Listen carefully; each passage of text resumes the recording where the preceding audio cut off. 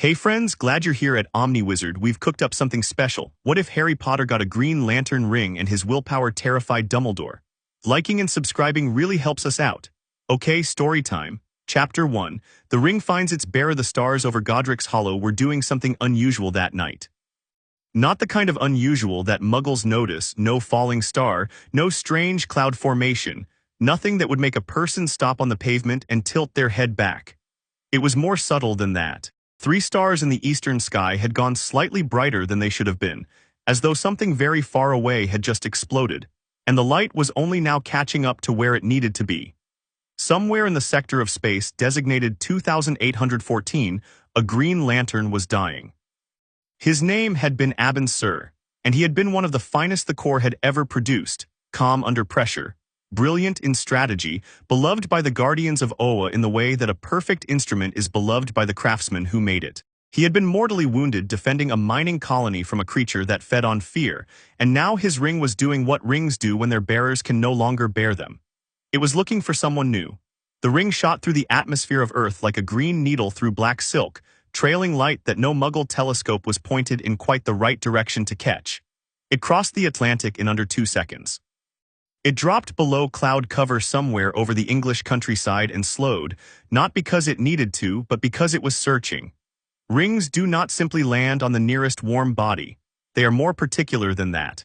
They scan for a quality that does not have a clean translation in any human language, but the closest approximation is this: the capacity to overcome great fear. It passed over London. It passed over a dozen small towns. It swept north, then corrected south.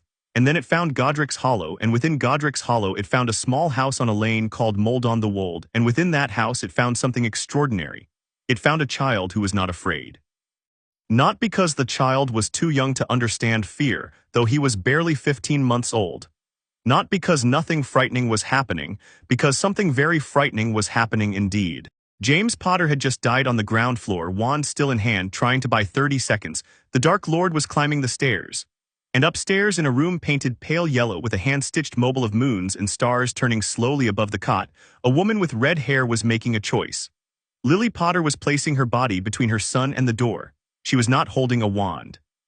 She had been told once by a very old and very wise man that wandless magic was the purest form of the art, that it came not from gesture or word but from intention. She had never quite believed him. But in the last 30 seconds of her life, with every ounce of herself focused on one single point, not him, not my boy, anything but him, she understood it completely. The door blew off its hinges. Lord Voldemort stood in the doorway and looked at her with red eyes that had long since stopped registering pity as a relevant emotion. He told her to step aside. He told her again. He offered her life not out of mercy, but because one of his followers had asked it, and even lords keep their debts when it costs them nothing. She said number, she kept saying number, and something that had existed in her for 26 years, something that had no name in any magical taxonomy, poured out of her like light from a cracked lantern and soaked into the air of that small yellow room and wrapped itself around her son like a second skin. Then she died. The green flash lit the room. Harry Potter, 15 months old, looked up at the man who had just killed his mother. And the ring, which had been hovering outside the window for approximately 4 seconds, scanning and rescanning with increasing urgency, because it had never encountered a signal quite like this one, made its decision. It came through the glass without breaking it. Voldemort raised his wand. He spoke the words. The curse left his wand like a spear of sick green light aimed directly at the child's forehead, and at the precise moment it struck, the ring found its finger. What happened next is difficult to describe accurately because it happened in a space between one moment and the next where physics is more of a suggestion than a law. The killing curse hit the ring's shield, not a construct, not a deliberate defense, just the raw overflow of bonding energy crackling off a ring that had just gone from seeking to found, and the spell stopped. Not deflected, not absorbed. Stopped like a wave hitting a seawall and then turned inside out and sent back the way it came. Voldemort was not killed by Harry Potter's love that night. Or rather he was, but not only by that. He was also in part killed by the refusal of a 15-month-old child to be extinguished. By a will so fundamental and so enormous that a piece of alien technology built to measure such things had crossed several light years specifically to find it. The magical backfire did what it always would have done. Voldemort's body burned away to nothing. His soul, that shredded, ugly thing, was blasted loose from his body and sent screaming into the cold English air. The house groaned and shook and part of the upper floor collapsed. And in the wreckage in the yellow room that was no longer quite yellow, a child sat in his cot with a lightning bolt cut on his forehead and a ring on his right index finger that glowed with a light so green it made the air around it look like the inside of a forest in summer. The ring fit perfectly. Rings always do. Harry looked at it. The light reflected in his eyes, which were green themselves as it happened, the same shade of green as the killing curse and the ring and the light through summer leaves. A color that in his life would come to mean about 17 different things simultaneously. He made a fist. A small, chubby, 15-month-old fist. And from the ring for just a moment there came the shape of a shield, bright and solid and real, hovering in the air over the cot. Then Harry yawned, lay down, and went to sleep. He was still asleep when Hagrid arrived. Still asleep when Sirius Black came and went, pale and shaking, leaving his motorbike behind because he no longer had any use for things that moved fast and free. Still asleep when Dumbledore appeared on the lane and stood very still for a very long time, looking up at the half-destroyed house with an expression that the few people who knew him well would have recognized as the one he wore when a plan had gone differently than expected. Dumbledore looked at the ring for a long time. He reached for it once very carefully, and the ring flared green, not aggressively, just a clear and simple pulse that said no, and he withdrew his hand. He sat on a low garden wall and thought for approximately 20 minutes. Then he picked up Harry, ring and all, and carried him to Privet Drive. The thing about willpower is that it doesn't sleep. Harry Potter grew up in the cupboard under the stairs at number 4 Privet Drive, and the ring was always on his finger, and it was always in its quiet way teaching. Not in words, it had no words, at least not ones Harry could hear yet. But in the way that a muscle grows stronger when it is used, the ring used Harry constantly, running tiny exercises through him while he slept, showing him the shape of constructs he could not yet hold. Measuring his will the way a thermometer measures heat, and finding it consistently far beyond anything in its recorded data. The Dursleys did not like the ring. This was, if anything, an understatement. Vernon Dursley had noticed it on the boy's finger the first morning, had tried to remove it, had found that it would not come off, had tried pliers, the ring bent the pliers, had tried cooking oil, the ring remained dry, and had eventually decided that if he could not see it, he did not have to think about it, and had simply banned Harry from showing his right hand in public. This was fine with Harry, who had learned early that there were approximately 300 things he was not allowed to do in this house, and that the ring was simply number 301. But the ring did not care about the Dursleys' rules. And Harry, who was small and frequently hungry and lived in a cupboard, had more need of determination per square inch than almost any child in England. By the time he was 5, he could make a small green light appear from the ring. By 7, he could hold a basic shape, a wall, a box, a flat platform for almost a minute before it dissolved. By 9, he had stopped timing himself because the constructs lasted as long as he wanted them to. By the time the letter arrived with the Hogwarts seal on it, Harry Potter could build things with the ring that would have alarmed military engineers. He kept most of this quiet, not out of fear, but out of something simpler.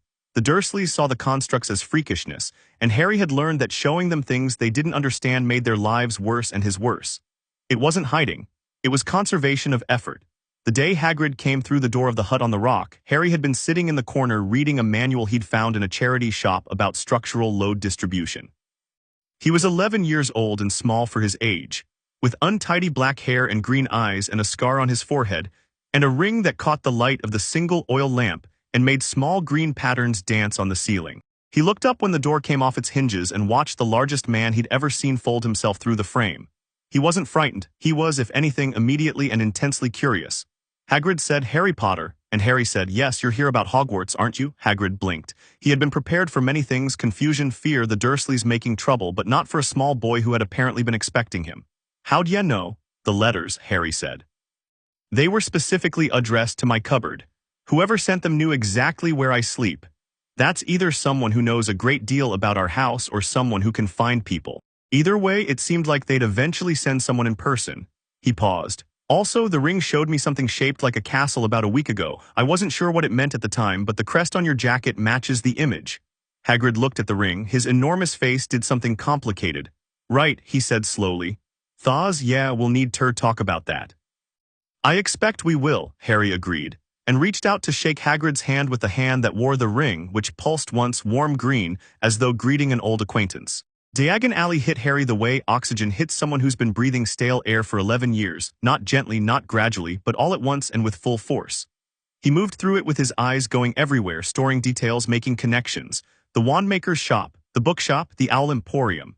the goblins at Gringotts who looked at the ring on his finger with expressions that were not quite neutral, and Harry noticed that and filed it away. When Ollivander measured him and presented wand after wand, trying holly, trying maple, trying ash, Harry held each one politely and felt nothing. Not the absence of magic, he could feel the latent energy in every wand Ollivander brought out, but the absence of fit. Like putting on shoes that almost match your foot. Ollivander was watching the ring the entire time. Curious, he said for the fourth time after the seventh wand had failed to do anything more than produce a small shower of sparks. Most curious. The ring, Harry said, it wasn't a question. Indeed, may I? Ollivander reached toward it with one long, pale finger. You can try, Harry said. The ring pulsed. Ollivander withdrew his hand. His expression was unreadable. It has already chosen, he said quietly, more to himself than to Harry. A wand may struggle to choose a child who has already been chosen by something older. Can I still do magic without a wand? Mr. Potter, Ollivander said with the first genuine smile Harry had seen from him. I suspect you can do a great many things without a wand, but Hogwarts will require one and the Ministry will require one, and the world of magic runs on tradition as much as it runs on power. He turned back to his shelves. We will find something compatible. Perhaps something that appreciates working alongside a partner rather than alone. The wand he eventually produced was vine wood, dragon heartstring 10 inches. When Harry held it, it did not shoot sparks or conjure light or fill the room with warmth. It simply settled in his hand like it had been waiting on that shelf for a specific appointment, and the ring pulsed once in what Harry had come to recognize as agreement. That, Ollivander said softly, is a wand that will work with the ring rather than against it. They will argue sometimes. That's fine. Arguments produce interesting magic. Harry paid for the wand, tucked it into his jacket, and walked back out into Diagon Alley. Hagrid was waiting with a large ice cream cone and an expression that suggested he had been worrying. Everything all right. He's interesting, Harry said. What's a seeker? The Hogwarts Express smelled like coal smoke and old wood, and approximately 300 different versions of someone's packed lunch. Harry found a compartment near the back and sat with his trunk and his owl Hedwig, a snowy owl he'd bought because she'd stared at him with the specific look of an animal that has already decided something and is simply waiting for you to catch up, and looked out the window at the sliding English countryside. The door slid open. A red-haired boy with a smear of something on his nose looked in and said, Sorry, everywhere else is full, do you mind? Come in, Harry said. Ron Weasley sat down across from him with the slightly compressed energy of someone who has been traveling with 6 siblings and is deeply relieved to have a seat to himself. He noticed the ring approximately 4 seconds after he sat down because the ring was difficult not to notice and said, Blimey, what's that? Green Lantern ring, Harry said. Ron stared. A what? That's what it's called, or what I call it. It hasn't actually told me its name. Harry held his hand up so the light caught the ring properly. It makes things, constructs, whatever I can think of clearly enough. Can I see? I mean, can you show me something? Harry considered. Then he thought of something simple and clear, and from the ring came a small green model of the Hogwarts Express, perfect in every detail, running in a small circle between them in the air above the compartment floor. Ron's mouth opened. He watched the tiny train complete 3 loops. I mean, my family's all magical. I've seen loads of things, but that's different, Harry supplied. Brilliant, Ron corrected, with the emphatic sincerity of someone who does not give compliments lightly. Does it work on everything you think of? The clearer the thought, the better the construct, Harry said, and the more I mean it, the longer it lasts. The miniature train ran for another 2 loops and then dissolved as Harry let it go. He looked at Ron. I'm Harry, by the way. I know, Ron said, and then went slightly red. I mean, everyone knows the scar. It's fine, Harry said. What's your name? Ron Weasley. Any good at chess? Ron blinked at the change of subject. Best in my family. Good, Harry said. I want someone to play with who will actually challenge me. Ron grinned. It was the kind of grin that rearranged his whole face. You'll regret saying that. They were somewhere past Birmingham when the compartment door slid open again and a girl with an extraordinary amount of bushy brown hair appeared looking slightly harassed. Has anyone seen a toad? A boy named Neville's lost one. She stopped. She looked at the ring. Her eyes went immediately alert with the specific intensity of someone who has just encountered a data point they do not have a category for. What is that? Green Lantern ring, Harry and Ron said simultaneously. I've never read anything about that, she said, which seemed to distress her considerably.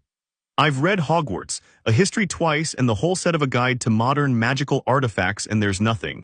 It's not magical, Harry said. Not in the way you mean. She processed this. Then what is it? Alien, Harry said. The girl sat down without being invited, which Harry appreciated. People who sit down when they're interested in something are more honest than people who wait for permission. I'm Hermione Granger, she said. Tell me everything you know about it. I'll tell you what I know, Harry said, which is less than I'd like, and then you can tell me if you find anything in your research. Hermione looked at him with an expression that suggested she had been waiting her entire life for someone to take her research seriously. "Deal," she said, and Ron slid over to make room. Hogwarts was exactly what the ring had shown him, and somehow still more than he'd expected. The boats, the lake, the castle lit from within against the black sky. Harry sat in his boat with Ron and looked at the towers and thought about the fact that he was going to a school of magic with an alien power ring on his finger, and a wand that Ollivander had implied was specifically chosen to complement it, and felt for the first time in his memory something that was not determination or curiosity or the low-grade wariness of someone raised by people who resented him. He felt like something was beginning. The ring pulsed warm on his finger, agreeing. The sorting was fine. The hat sat on his head and said something about power and about will and about the qualities of several houses, and Harry listened politely, and then the hat said with what sounded like genuine bewilderment, "I've never had one I couldn't properly read before," and Harry said quietly, "Which house needs me most?" And the hat went silent for a long moment and then shouted, "Gryffindor." Ron was already there. Hermione joined them 40 seconds later, slamming her hands together in a way that suggested she was pleased, and sat down next to Harry with the manner of someone who has already sorted the next decade of her life into categories. Ron sat on his other side and immediately began pointing out his brothers, because Weasleys occupied a substantial portion of the Gryffindor table and had individual distinguishing features that required commentary. Harry ate. He looked at the enchanted ceiling with the stars moving behind imaginary clouds. He watched Dumbledore at the head table, an old man with a beard down to his belt and half-moon spectacles and eyes that were a very sharp blue, and noted that Dumbledore was watching him back. He raised his hand slightly. The ring pulsed. Across the Great Hall, Dumbledore's expression shifted very slightly into something that was not quite a smile. The first week of classes was, in Harry's estimation, mostly straightforward. Charms was interesting. Transfiguration was interesting in a different way. McGonagall turned her desk into a pig and back again with a composure that Harry respected enormously, and he got his own transfiguration right on the third try, which McGonagall noted with a look of controlled approval. Herbology smelled extraordinary. History of Magic was narrated by a ghost who seemed to be boring himself, and was consequently the only class Harry found difficult to engage with. Potions was the first real moment. Snape moved through the dungeon classroom like cold water through a crack, silent and deliberate, and his eyes went to Harry on entry with the focused attention of a man who has been briefed, who has thought carefully about what he was told, and who has arrived at a position. He took the register without incident, his voice flat and precise, and then he stopped at Harry's name. "Mr. Potter," he said. "Professor." Snape looked at the ring. Something moved behind his eyes, not surprise, but the recalibration of a man who had heard reports and is now confronting the actual thing. "I see you've come to Hogwarts with more than the standard equipment." "Yes," Harry said. He did not apologize. He did not explain. He met Snape's gaze with the same level attention he gave everything, which was complete and undefensive. Snape let the silence run. It was a technique Harry recognized, the stretched pause, waiting for anxiety to make the other person fill it with something unwise. Harry had lived with the Dursleys for 11 years and had become, without quite meaning to, an expert in silence as a coping strategy. He waited. "Tell me, Potter," Snape said, pivoting to the attack he'd clearly prepared. "What do you get when you add powdered root of asphodel to an infusion of wormhood?" "Draught of living death," Harry said. "One of the most powerful sleeping potions known. The asphodel and wormhood combination is specifically what gives it the death-like quality rather than ordinary sleep. It suppresses the vital signs to the point where most magical diagnostic spells won't detect life." He paused, though I'd want to double-check the proportions before I actually made it. The classroom had gone very quiet. Snape's expression had not changed, but something behind it had. "Where the bezoar is found," he continued, with the slight narrowing of someone recalibrating. "Stomach of a goat. It's an antidote to most common poisons, which is why it was used as a cure-all before more specific antidotes were developed. Faster to use a bezoar in an emergency than to try to identify the specific poison first." Another pause. "The difference between monkshood and wolfsbane." "There isn't one," Harry said. "Same plant, also called aconite." Snape looked at him for a long moment, then he moved on. He did not compliment Harry. He did not acknowledge what had just happened. But the dungeon had a different quality to it for the rest of the lesson, and Neville, who had been sitting next to Harry with the compressed anxiety of a small animal near a predator, let out a breath so long and slow that it was almost comical. "How did you know all that?" Neville whispered, while Snape was at the other end of the room. "I read," Harry said simply. "Also, the ring helps me retain things. Images are clearer than words for it, so I've been converting my reading into constructs in it." He caught Neville's expression, which was lost. I remember things better when I picture them clearly. Could you help me? Neville asked quietly with the specific shame of someone who does not ask for help easily. Of course, Harry said. What are you finding hard? It was the flying lesson that made the first real noise. Madam Hooch had them all standing by their broomsticks on the Quidditch pitch. A wide, cool afternoon with the castle visible over the stands, and Harry looked at the broomstick on the ground beside him and thought about how he already knew how to fly. He'd never told anyone that. It had started about 3 years ago when the ring had one night produced, apparently on its own initiative, a disc of solid green light about 3 feet across. Harry had stepped onto it, almost experimentally, and the disc had lifted him 18 inches off the floor of the cupboard, which was as high as the ceiling allowed, and held him there with perfect stability.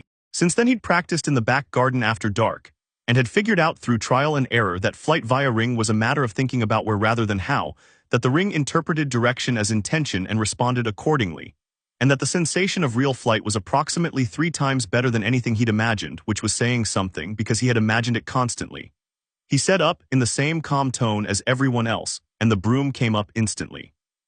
Madam Hooch nodded at him. Neville's broom scraped reluctantly along the grass.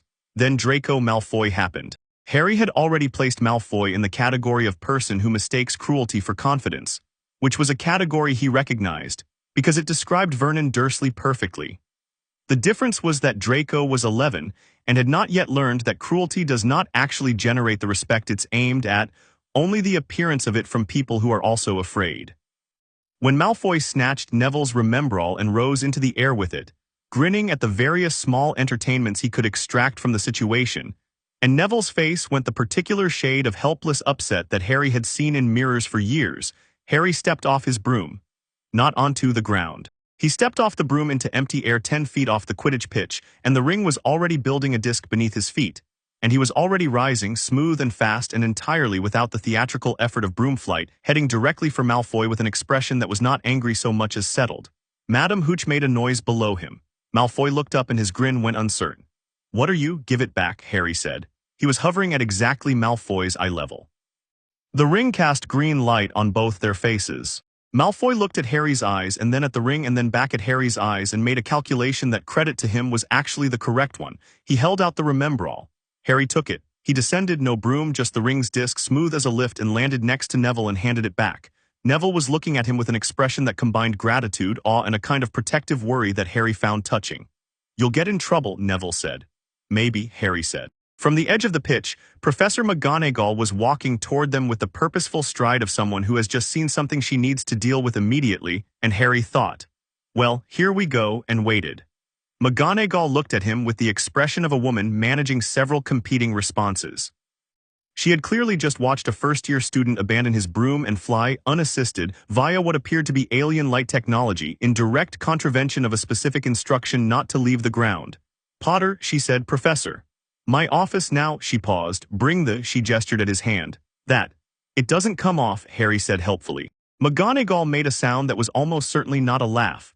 "Of course it doesn't come." She did not take him to her office. She took him to the Quidditch pitch entrance and stood him in front of Oliver Wood, who was 17 and had the specific intensity of someone for whom sport is a spiritual practice, and said, "This boy is your new seeker," with the air of someone announcing a geologic fact, and then left. Oliver stared at Harry. "You actually flew without a broom?" "Yes." "Can you do that during matches?" "The ring can do almost anything I can clearly imagine." Oliver was quiet for a moment, running through scenarios in his head. "That's I mean with the rules." "I checked," Harry said. "The rules say players must be mounted on broomsticks during play, so during play I'd use the broom." He held up the ring hand. "But I can use this for other things." "What other things?" Harry smiled. It was a small smile, the kind that knows something and is patient about sharing it. "Show me the pitch, tell me what problems Gryffindor's been having, let me watch you practice, then I'll tell you what the ring can do that might be relevant." Oliver Wood looked at him for another second, and then smiled back with the helpless enthusiasm of a boy who has just been handed something he didn't know he needed. "Come on then." That night Harry sat on his bed in the Gryffindor dormitory after the other boys had gone to sleep, looking at the ring in the dark. It glowed faintly, as it always did, a low pulse like a very slow heartbeat. The green light moved on the ceiling. He thought about the 11 years in the cupboard. He thought about the moment Hagrid had come through the door and the world had cracked open into something larger. He thought about Snape's careful, measuring gaze and Dumbledore's sharp blue eyes following him across the Great Hall. and the way the whole school seemed to have a half-formed idea of who Harry Potter was supposed to be that had nothing to do with the actual Harry Potter. He held his hand up and looked at the ring. The ring pulsed. He thought, I know you were made for something specific. I know there's a whole universe of this that I haven't found yet. I know there are others like you, other rings, other bearers, other things you haven't shown me. The ring pulsed again, slower this time, and in the dark of the dormitory there appeared briefly the image of a planet, small, blue-green, impossibly distant, and a symbol he recognized as the one on the ring itself, and then it dissolved. Harry lowered his hand. Okay, he said quietly, one thing at a time. Across the room, Ron was snoring in the uncomplicated way of someone at total peace with his place in the world. Harry looked at the ceiling. Tomorrow, he decided, he'd ask Hermione if she could find anything in the library about the history of artifacts that predated the modern magical era. He'd ask Ron if he knew anything about Quidditch defense strategies. He'd find a way to make Neville understand that his magic was not broken, just afraid, and fear was something that could be worked with. And he'd figure out what Dumbledore wanted, because Dumbledore wanted something. Harry had felt it in the look across the Great Hall, not the curiosity of a headmaster assessing a new student, but something more precise and more patient. The look of a man who has been thinking about a particular problem for a long time and has just seen one of the variables walk through the door. The ring was warm on his finger. Harry closed his eyes and let the green light ease him towards sleep, and somewhere in the space between waking and dreaming, something vast and ancient and very far away turned a small fraction of its attention toward the third planet of an unremarkable star in sector 2814. And registered with something that was not quite surprise but was adjacent to it, that the ring had bonded. And that the child it had bonded to was, by every metric available, already extraordinary. The guardians of Oa would need to be informed, but that, like most things, could wait until morning. Chapter 2, In Brightest Day. The Hogwarts library was Hermione's natural habitat in the way that the Quidditch pitch was Oliver Wood's. She moved through it with the confident ease of someone who had long ago mapped every shelf and knew exactly which sections were worth her time and which were decorative. She arrived every morning before breakfast and stayed until Madame Pince began dimming the lamps, and she had, in the first 2 weeks of term, already been asked twice to stop taking notes so aggressively because the sound was disturbing other students. She hadn't stopped. She just started using a self-inking quill that was slightly quieter. Harry found her on a Thursday evening in the third week of September, surrounded by a semicircle of books so tall they formed a kind of fort. Her notes spread across the table in a system that looked chaotic but was, he suspected, deeply organized. Anything? He asked, sitting across from her. Yes and number. She didn't look up. There's almost nothing about the ring in standard magical literature, which makes sense if it's genuinely non-magical in origin. But I found references in 3 separate sources to something called a stellar artifact, objects that arrived on Earth from outside the known magical sphere and bonded to individuals. She pushed a book across to him. It was very old, the spine cracked and the title barely legible, Liminal Objects and Their Bearers. Page 47. There's a reference to a Lightforger's seal that was documented in Roman Britain. The description matches yours almost exactly.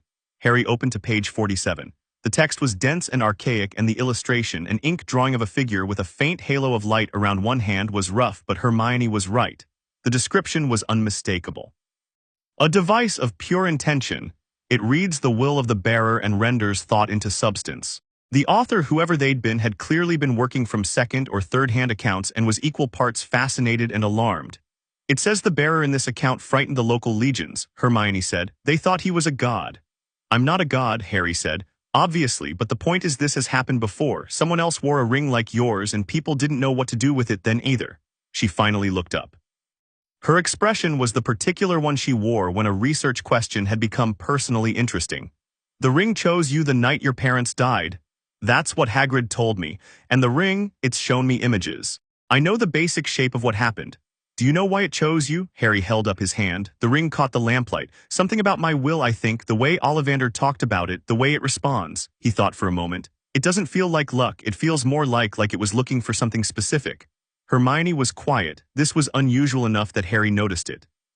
She had in 2 weeks proven herself constitutionally incapable of leaving a silence unfilled if there was something useful to say. I think, she said carefully, that it scares people. Not because it's dangerous, though it obviously could be, but because they can't measure it. They can't test it with priori incantatem or check it against the wand registry or fit it into any framework they already have. Dumbledore, Harry said. Dumbledore, she agreed. He hasn't called me in yet. He will, Harry nodded. He'd been waiting for the summons with something between patience and interest. It wasn't coming from anxiety, he simply wanted to know what the old man was thinking, because whatever it was had clearly been building for a long time. You don't watch a first-year student across a great hall with that quality of attention unless you've been forming opinions about them for years before they arrived. Ron appeared at the end of the shelf, slightly out of breath. He'd been at Quidditch practice and had come straight to the library, which was either loyalty or curiosity. Harry suspected both, which was what he liked about Ron. Harry, McGonagall wants you. Harry looked at Hermione. Not Dumbledore then, not yet. Different thing, Ron said, dropping into a chair and helping himself to one of Hermione's biscuits, which she retrieved with a pointed look. Something happened at dinner. Malfoy said something about the ring, loudly, and Flint overheard, and now there's some kind of formal complaint about your seeker position, saying the ring gives an unfair advantage. Harry stood. Does it? Obviously, Ron said. That's not the point. The point is they want to make a rule against it before you actually play a match. They can try, Harry said, and picked up his jacket from the back of the chair. McGonagall's office was all tartan and straight lines and a fire that burned at exactly the efficient height needed for warmth without excess. She was standing when Harry came in, which meant this was not a conversation she planned to conduct sitting down. Sit, she said, and then remained standing herself, which Harry suspected was deliberate. He sat, he waited. What do the rules actually say? Harry asked. McGonagall picked up a piece of parchment. Players must be mounted on regulation-approved broomsticks for the duration of play. It says nothing about what those players may or may not also possess. She set it down. Flint's complaint is based on an interpretation, not a specific rule. So there's no actual basis for banning me. There is no clear basis, that's different. She looked at him steadily. The complaint will be reviewed over the next 2 weeks. In the meantime, you will play as Seeker and you will use a broomstick during matches as you indicated you would to Mr. Wood. I already said I would do that. I'm aware, she paused. Potter, I want to be direct with you. I prefer that, Harry said. Something shifted almost imperceptibly in her expression. A micro-adjustment that on McGonagall's face constituted the warmest form of approval. There will be consistent attempts throughout your time here to contain what you can do. Some will be well-intentioned, some will not. The Ministry, when it becomes aware of the full scope of the ring's capabilities, will have opinions. Professors will have opinions. Your fellow students will have opinions, and those will be the least consequential but the most immediate. She folded her hands. What I want to know is whether you are the kind of student who will make this school's life difficult or the kind who will make it interesting. Harry considered the distinction. What's the difference? Difficult means using power reactively. Interesting means using it wisely. She held his gaze. Which are you? I'm the kind, Harry said, who wants to learn everything this school can teach me and then figure out what it can't. McGonagall was quiet for a moment. Then she said briskly, good, 10 points to Gryffindor for answering a question honestly when a flattering answer was available. You're dismissed. Harry stood. He was at the door when she spoke again. Potter, the headmaster will want to speak with you soon. When he does, listen carefully to what he doesn't say. Harry looked back at her. She had already returned to the papers on her desk, her quill moving in precise strokes. He went out. Quirrell was afraid of something. Harry had noticed this in the first defense against the dark arts lesson, the stutter, which he was fairly certain was partly genuine and partly performance, and beneath it something tighter and less readable. Quirrell's office smelled wrong in a way Harry couldn't name exactly, something that registered at the edge of perception like a sound pitched just below the range of hearing. The ring had pulsed the first time he'd walked past Quirrell in the corridor, a quick, sharp pulse that it didn't repeat near anyone else. He told Hermione about this one morning over breakfast, keeping his voice low enough that the general noise of the hall covered it. She lowered her toast. What do you mean pulsed? It reacts to things, different kinds of reactions for different things. Near you it's sort of warm like a low hum. Near Dumbledore it does something more complicated. Near Quirrell it gives me a warning. What kind of warning? Like a threat. Harry glanced down at the ring. It doesn't do that near Snape. Near Snape it does the complicated thing it does near Dumbledore, but different, more layered. Snape has a lot going on underneath. Hermione was processing this in the visible, rapid way she processed new information, cross-referencing it against everything she already knew. Quirrell had a reputation before this year, she said slowly. He was supposed to be good, competent at least, and then he took a year off to gain practical experience and came back, different, Harry supplied. Everyone said the trip changed him, that he'd encountered something frightening. She looked down the table. Harry, do you think the ring can tell the difference between someone who's scared and someone who's dangerous? I was going to say wrong, as in something's wrong with them. Harry had been thinking about this for 2 weeks and had arrived at the edges of a conclusion he didn't quite have enough information to complete. I think, he said, that the ring responds to will and something with Quirrell's will is occupied, like there are two signals in the same frequency. Ron, who had been listening from behind his pumpkin juice with the expression of a person who wants to contribute but is aware he's slightly behind, said, "Like a radio with two stations at once." Harry looked at him. "Yes, exactly like that." "That's deeply weird," Ron said. "What are we going to do about it?" "Watch for now," Harry said, "and find out what he's interested in." "How do you find that out without letting him know you're interested?" "I ask him things," Harry said. "In class, questions that seem like curiosity." He picked up his own toast. "Quirrell's not the type to be suspicious of students who seem eager to learn. It's the ones who seem like they know something he'd be worried about." Ron looked at him for a moment. "You know, most 11-year-olds would just be worried about their homework." "Are you worried about your homework?" "Absolutely, both things can be true." The defense lesson 3 days later was on basic shield charms, which meant Quirrell spent the first 20 minutes talking about shields in theory while visibly not making eye contact with anyone in particular. Harry sat in the middle of the room and took his notes and waited for the moment when Quirrell opened the floor for questions. "Professor," he said, hand raised, in the tone of genuine student curiosity that he had spent 11 years perfecting. "You mentioned that the first layer of shield magic works by redirecting intent. Wouldn't that mean the shield responds differently depending on the caster's emotional state? Like if someone's frightened, would their shield be weaker than if they were calm?" Quirrell looked at him. The two-signal quality in his presence sharpened slightly. "That's yes, theoretically, emotion affects the consistency of the magical output. Because I was wondering if that principle applies to dark curses too." Harry continued, keeping his voice light and curious. "Like if a caster is emotionally unstable, their curse might be less consistent, or if actually the opposite is true with dark magic, if it feeds off certain emotions to become more powerful." "Where did you read about that?" Quirrell asked, and his voice had changed slightly. The stutter was less pronounced. Something in his bearing had realigned by a fraction. "I'm not sure I did read about it," Harry said honestly. "The ring gives me impressions sometimes. I put things together from different sources." Quirrell looked at the ring for 3 full seconds. "Yes," he said, and now the stutter was almost completely gone. "Dark magic does interact differently with emotional states, but that's quite advanced theory for a first year. We won't be." I know. Anyway, can you show us the basic shield again?" I think Seamus was getting the wand motion wrong. The class moved on, Quirrell moved on. But Harry had seen the thing he needed to see, that whatever was in Quirrell came alert at the mention of dark magic and willpower in the same sentence, and that it had recognized the ring with something that was not academic curiosity. Whatever was in Quirrell knew what a Green Lantern ring was. October slid in with cold mornings and the smell of wood smoke, and the entire school becoming collectively more interested in Quidditch as the first match approached. Gryffindor versus Slytherin, first of the season. Harry had been to every practice and had watched Wood's tactical mind at work with genuine admiration. The man thought about Quidditch the way generals think about terrain, and his enthusiasm was absolute and slightly exhausting. The ring, it turned out, had a number of applications that Oliver had taken to with enormous joy. "Can you do it again?" Oliver said at a Thursday evening practice, pointing at the area above the left goal hoop. Harry rose without a broom to about 40 feet, let the ring map the air currents above the pitch. He discovered he could feel wind patterns through it, a kind of spatial awareness that extended about 200 feet in every direction when he focused, and then said, "The crosswind above the left hoop is consistent, about 12 miles an hour from the northeast. If the Slytherin keeper is right-handed, which Bletchley is, it'll push his natural movement slightly offline for shots from the west side." Oliver, below him, was writing this down with the feverish speed of a man who has found religion. "And the chasers. I can track all 6 players and the quaffle simultaneously," Harry said. "If you want me to relay positions, there's a construct I can put up, a kind of overhead map. Can you do that while also looking for the snitch?" "The snitch is actually the easy part," Harry said. "I can feel it. The ring picks up on fast-moving objects in its proximity radius. Once I've got the spatial awareness active, the snitch is basically lit up." Oliver stopped writing.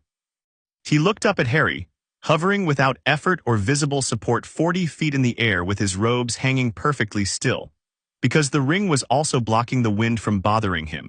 "Harry," he said with the gravity of a man delivering important news, "I want you to know that I think the ring bonding to you was probably the best thing that ever happened to Gryffindor Quidditch."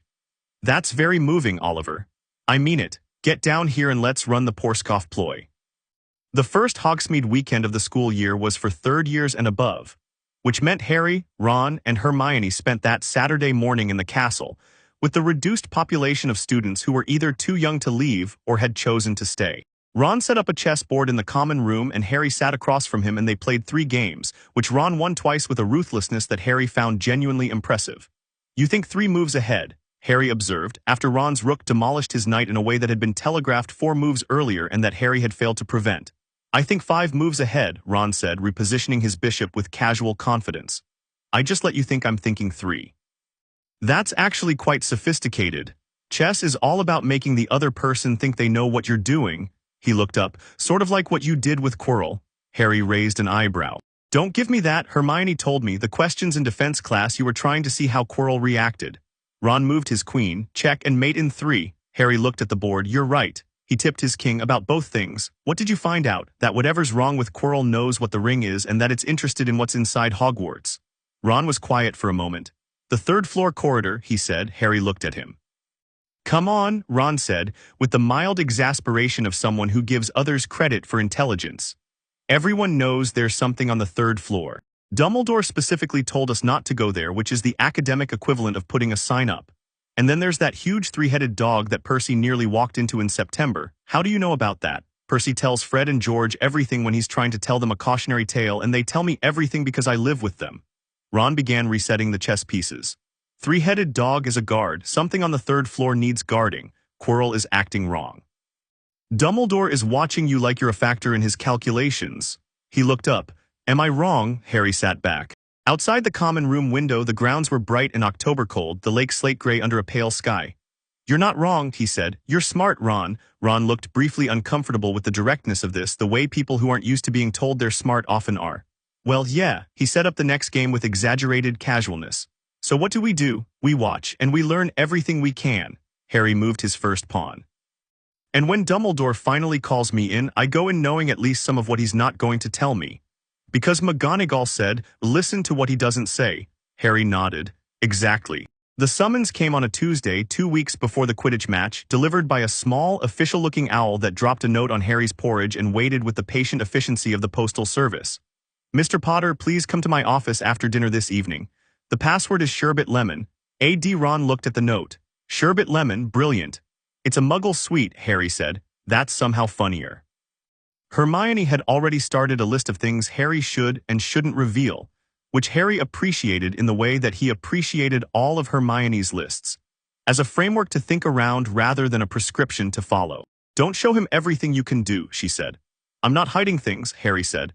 I didn't say hide, I said don't show him everything. There's a difference. He's extraordinarily powerful and he's had decades to plan how to deal with Voldemort, capital V. Come on, Ron, and if you walk in there and demonstrate every capability the ring has, you give him the ability to plan around you. He's been planning around me since before I arrived, Harry said. I'm not going to play catch-up by restricting information. I'm going to go in there, be completely straightforward, and see what he does. Hermione looked at him. That's either very wise or very naive. One way to find out, Harry said.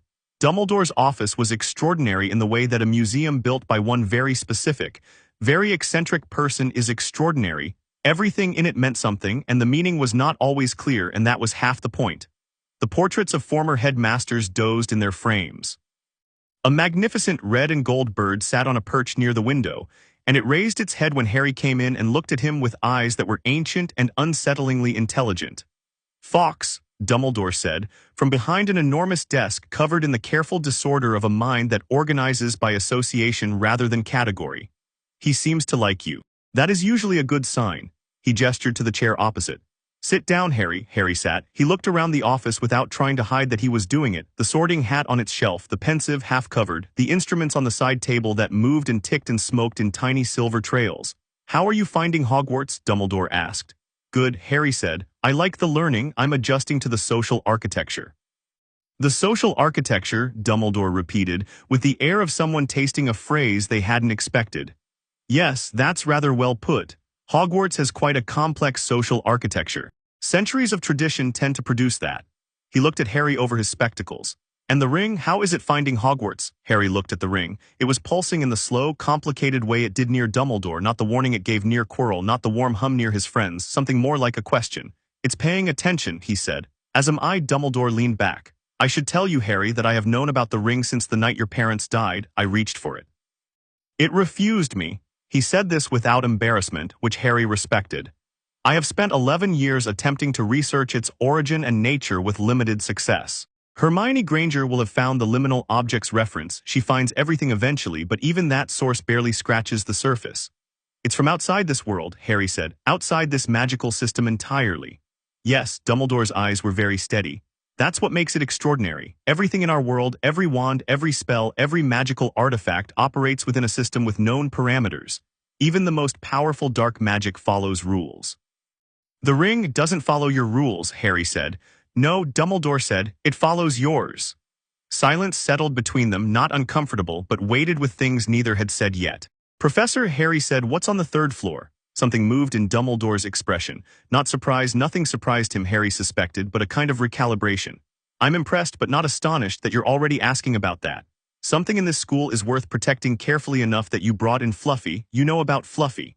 Everyone knows about Fluffy. You can't have a three-headed dog on school grounds without that being common knowledge within about a week. Harry leaned forward slightly. Professor, I'm not asking because I want to go steal whatever it is.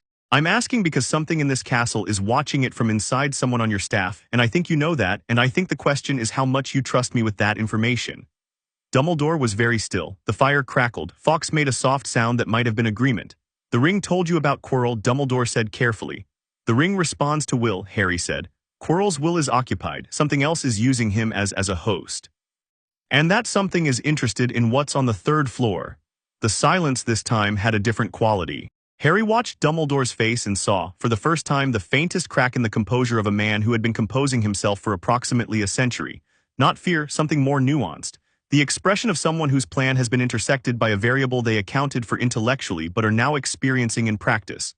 Harry, Dumbledore said finally, I want you to promise me something. That depends on the promise. Another small shift. This one, Harry thought, was actually approval. Fair enough, I will not ask you to make promises without knowing their content. He folded his hands. What I want to ask is that you allow certain events to unfold without direct intervention, that you continue your studies, your friendships, your Quidditch, and trust that you have things in hand, Harry said. Yes.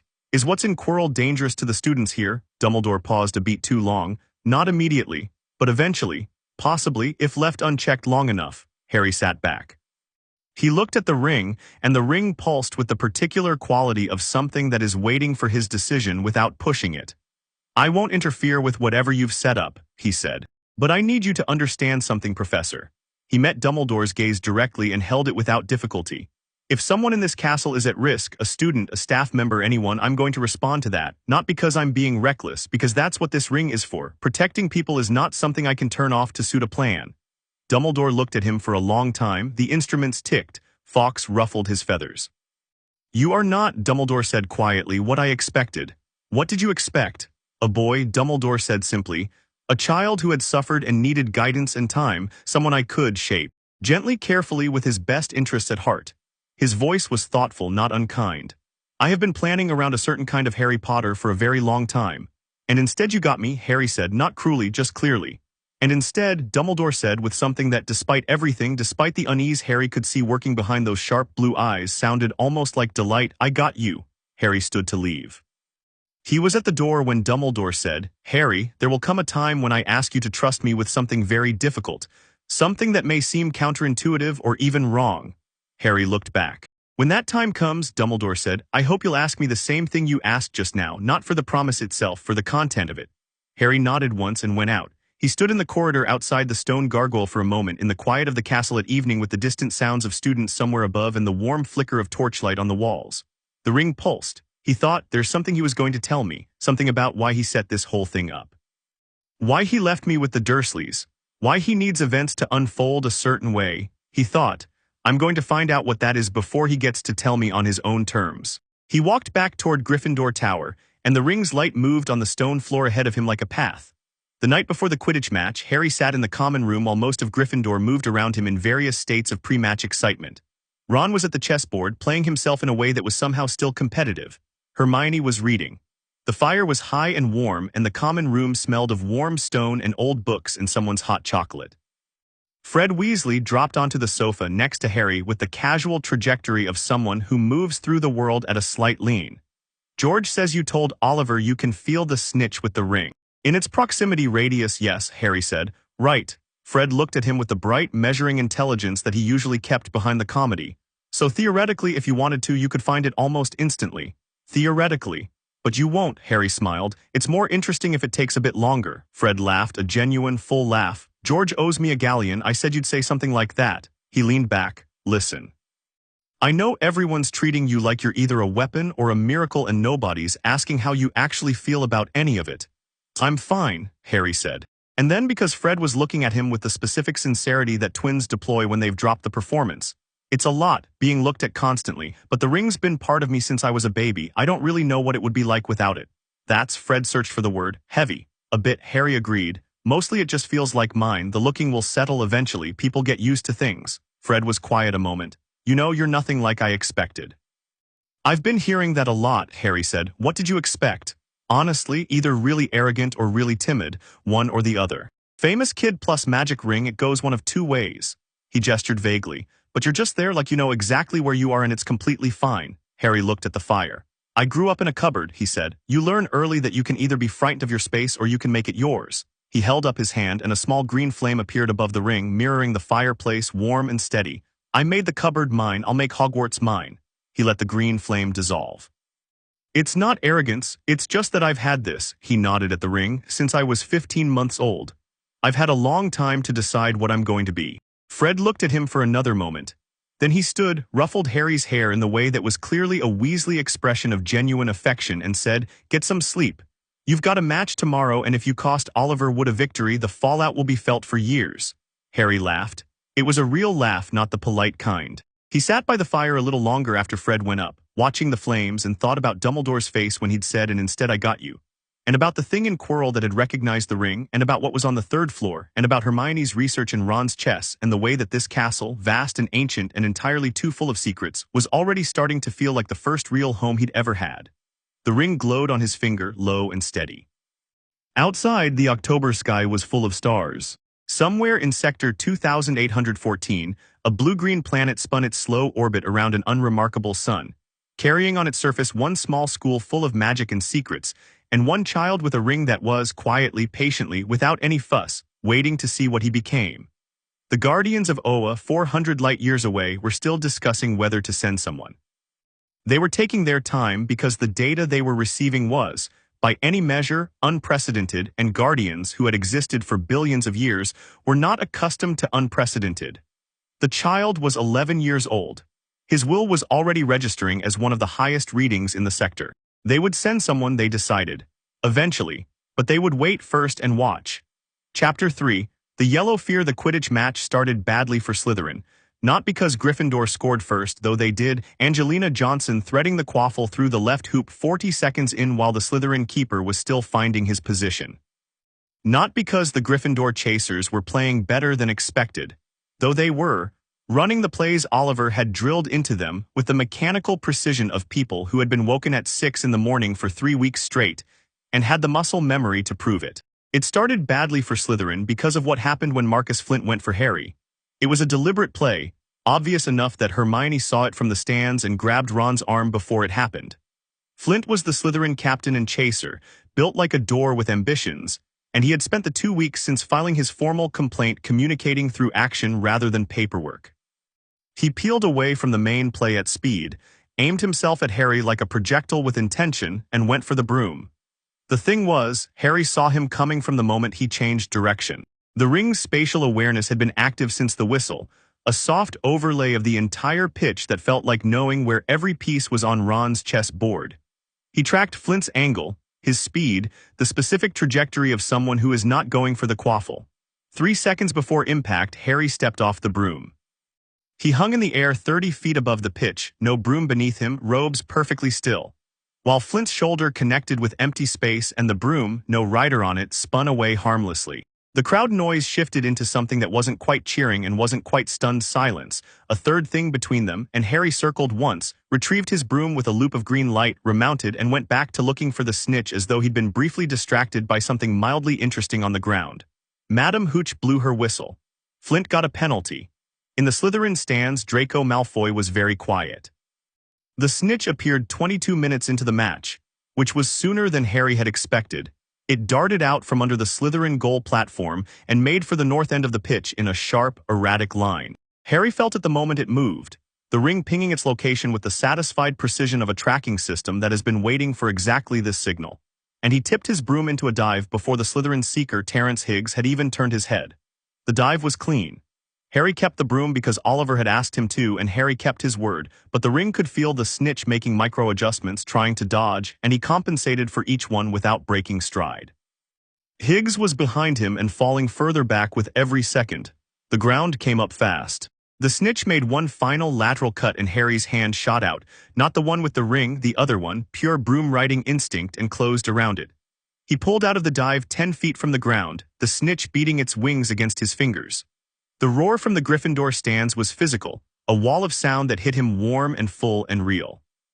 He rose above the pitch Snitch held up, and in the stands he could see Ron standing on his seat with both arms above his head and Hermione next to him doing the same thing, which for Hermione was approximately equivalent to running naked through the Great Hall. Gryffindor, 190 points to 0. Slytherin's complaint to the Games Committee was withdrawn the following morning. November arrived the way English Novembers do, not dramatically, but comprehensively, gray settling over the castle and grounds like a decision that's been made. The lake went dark and still. The forest thickened to black at the tree line. Inside, the fires burned higher and the library got busier, and the general mood of the school condensed from the bright, airy optimism of September into something more serious and interior. Harry used the time to learn. This was, if you asked him, the actual point of being at Hogwarts, not the adventure, not the mystery of the third floor, not whatever was moving behind Quirrell's eyes. The actual point was that this castle contained more knowledge about magic than anywhere else in Britain, and he had unlimited access to it. He read ahead in every class, worked through books he'd found in the restricted section with a note from Flitwick who had, after watching Harry perform 3 weeks of Charms coursework in a single afternoon, decided that standard pacing was not going to serve either of them well. The ring and the wand, working together, did something that Ollivander had predicted but that Harry still found astonishing when it happened, they argued. Not loudly, not destructively, but whenever Harry attempted a new spell, the ring would offer him its version, pure construct, pure will, and the wand would offer the traditional magical version. And the gap between the two approaches would sometimes produce something that was neither one nor the other but a fusion of both. He accidentally created a permanent shield one afternoon during Charms practice that Flitwick spent 20 minutes trying to dissolve and couldn't. The shield wasn't aggressive, it just sat in the air above Harry's desk, solid and calm and completely uninterested in finite incantatum. Flitwick eventually gave up, wrote 3 pages of notes about it, and awarded Gryffindor 15 points for what he called genuinely unprecedented spellwork. The shield dissolved on its own when Harry stopped thinking about it, approximately 4 hours later. The ring amplifies intention, Hermione said that evening, reading from her own notes. And the wand gives the intention a magical framework. When they work in the same direction, they multiply each other. She looked up. What happens if they disagree about what you want? Nothing bad, Harry said. It's just messier. The output is less clean. What do you mean by messy? He thought about it. Last week in Transfiguration, I was trying to turn a match into a needle and the wand and ring both engaged at the same time without coordinating. I got half a needle and half something that looked like a compass, which wasn't what I intended but was technically more precise than a needle, so I'm not sure who won that one. Hermione laughed, a real laugh, not the careful one she used in class. It happened more often these days, in their common room evenings and library sessions and the long walks around the lake that had become a habit on Sunday mornings when the weather allowed. She would read. Harry would run construct exercises, building increasingly complex structures, and then dissolving them to run through the architectural memory. Ron would trail along with a chess problem in his head that he'd occasionally verbalize without context, and they'd both contribute solutions, and he'd nod once or twice as though they'd accidentally said something useful.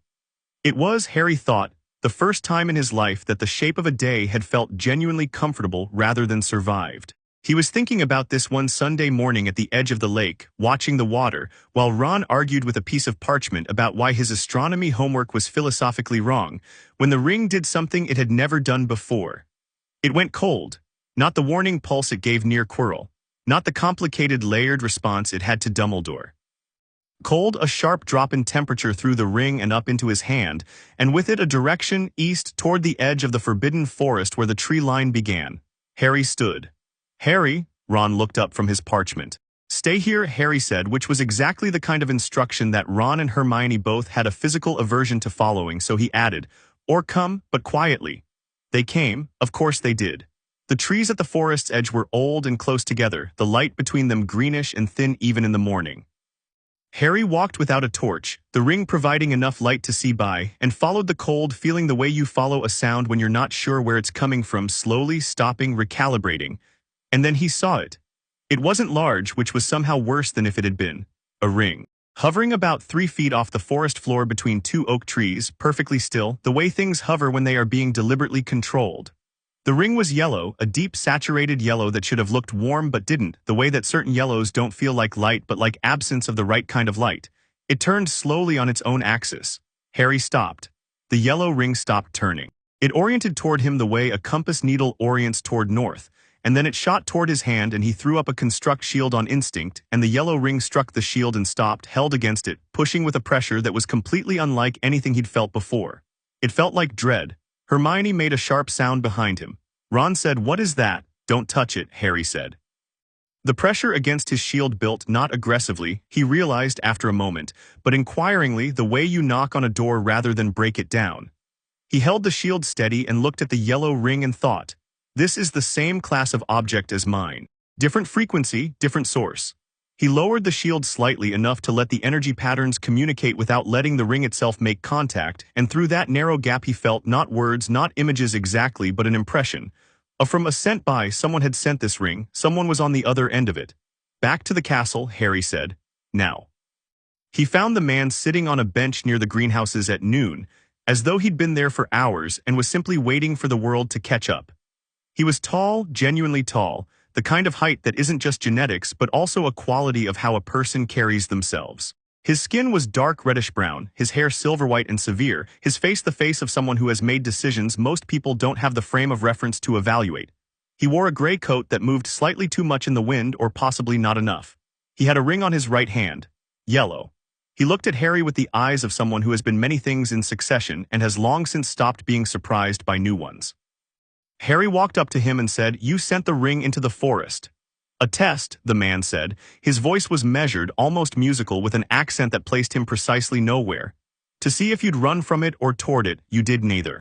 I made a shield and checked what it was." The man nodded slowly. "Better than either option I offered." Harry sat on the other end of the bench. The ring was warm on his finger, the complicated, layered warmth it reserved for things it recognized as significant. "You're a Green Lantern," Harry said. "I was," the man said, "for a very long time, longer than most." "What are you now?" "That is a question I find more interesting than most people expect." He looked at Harry's ring. "May I?" He held up his own hand, yellow ring facing forward. "I won't touch, I want to see them in proximity." Harry held up his hand. The green ring and the yellow ring were 3 feet apart, and the air between them did something subtle and complex. The way 2 notes close together on a scale create a third sound that neither one produces alone. "I am Thal Sinstro," the man said. "And you are the first new bearer in Sector 2814 in over 400 years. How do you know about the sectors?" "Because I built the system."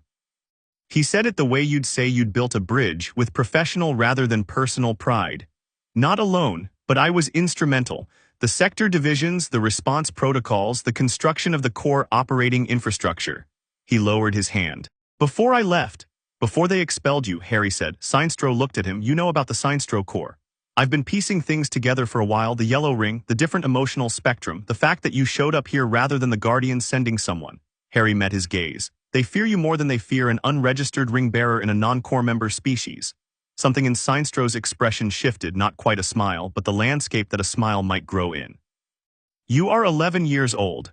Yes, and you've deduced the broad structure of interstellar ring-bearer politics from what? The ring's images. The ring's images. Hermione's research, extrapolation." Harry shrugged. "The ring doesn't speak to me in full sentences, but it gives me enough to fill the gaps. You were core. You believed fear was more effective than willpower. The Guardians disagreed. You were right that fear is more consistent in the short term. Most people are reliably afraid of something while genuine will is rare. But fear creates compliance, not loyalty, and compliance fractures under sufficient pressure." He paused. "I'm guessing that's roughly where your disagreement with the Guardians started." Sinstro was completely still. The kind of stillness that is not passivity but full engagement.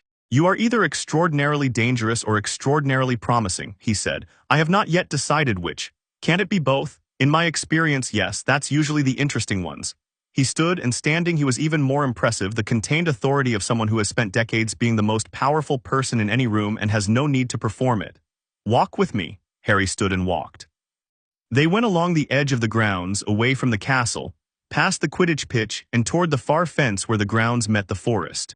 Sinestro spoke as he walked, and he spoke the way Harry read, precisely selecting information with clear intent, leaving deliberate gaps that were not careless omissions but invitations to reason.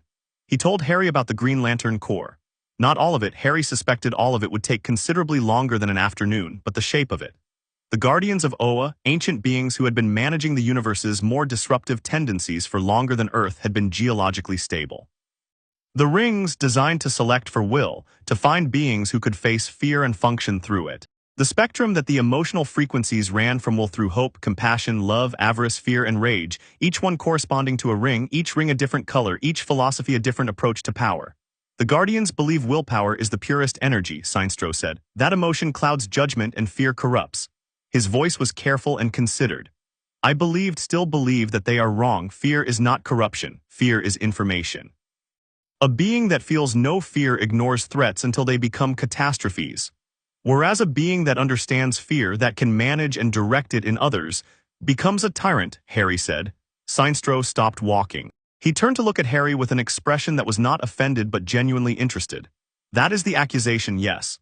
I'm not accusing you of anything, I'm following the logic. Harry faced him. You believe fear is a management tool. When you were core, you used it on the people you were supposed to be protecting. They became obedient, not safe, because there's a difference.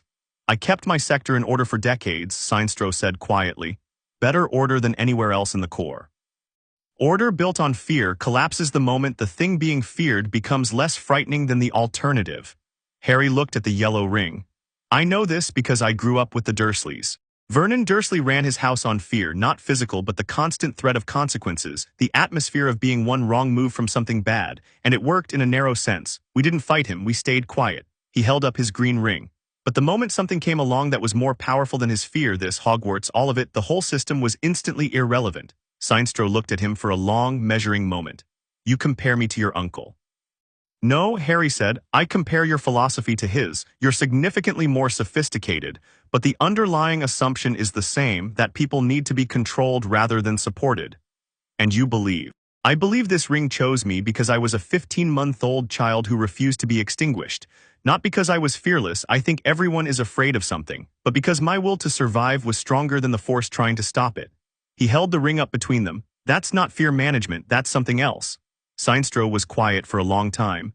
The wind came off the forest and moved his coat, and he let it. You should know, he said at last, that the Guardians will send someone eventually, a full Corps member with authority and a mandate. They will want the ring registered. They will want you assessed, evaluated, possibly trained on Oa. On Oa, Harry said. The planet. Sinestro's expression carried something that might have been nostalgia and might have been grief and was probably both. It is extraordinary, and it is also in the way of all institutions that have existed long enough, sometimes wrong. What will they tell me about you? That I am a criminal, that I built an army of fear-based ring-bearers and used them to impose order on unwilling populations. He met Harry's gaze directly. Most of it will be accurate. Harry appreciated this more than almost anything Sinestro had said so far. He appreciated it the way he appreciated McGonagall's directness and Ron's strategic honesty and Hermione's inability to soften inconvenient facts. Why are you here? He asked. Not philosophically, specifically, why Hogwarts, why now, why me? Because, Sinestro said, what is in this castle, in the teacher with the two wills, is connected to something that will eventually require your ring to respond to it at full capacity. And I want to be certain that when that happens, you know what your ring can actually do. He looked at the castle, distant and turreted against the gray sky. The Guardians will give you a curriculum. They will pace your development, manage your understanding, ensure you remain within parameters that suit their interests. His voice was not bitter, just precise. I am offering you information without the pacing. In exchange for what? Sinestro smiled, and it was a real smile, complicated and slightly rueful. Nothing you wouldn't do anyway. Be what you are. Use the ring the way it was meant to be used. Don't let old men, magical or own, arrange you into the shape of their plans. Harry thought about Dumbledore saying allow certain events to unfold. He thought about McGonagall saying listen to what he doesn't say. He thought about the sensation of a whole world suddenly discovering what he was and immediately beginning to think about how to use it. I'll listen to what you have to tell me, Harry said. I won't follow your orders, your instructions, or your ideology. If you're here because you want an 11-year-old with a green ring to be your philosophical experiment, I'd rather you said so. I am here, Sinestro said with absolute clarity, because you are the most significant ring event in this sector in 4 centuries, And I would rather you understood the full scope of what you are than walk into the situation inside this castle half-informed. He looked at the castle again. What is in your defense, Professor, is not just a fragment of a damaged soul. It is a will, a very old, very determined will that has survived its own destruction and is trying to rebuild itself. It wants what's in your third-floor corridor because what's in there can give it a body again. Harry went still. You already knew some of this, Sinestro observed. I suspected, Harry said. I didn't know about the body.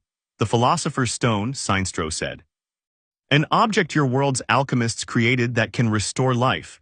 The soul fragment in your professor knows it's there. It has been directing its host toward it since before the school year began. He paused. The question is not whether it will make an attempt. It's when and whether the trap your headmaster has laid is sufficient to stop it.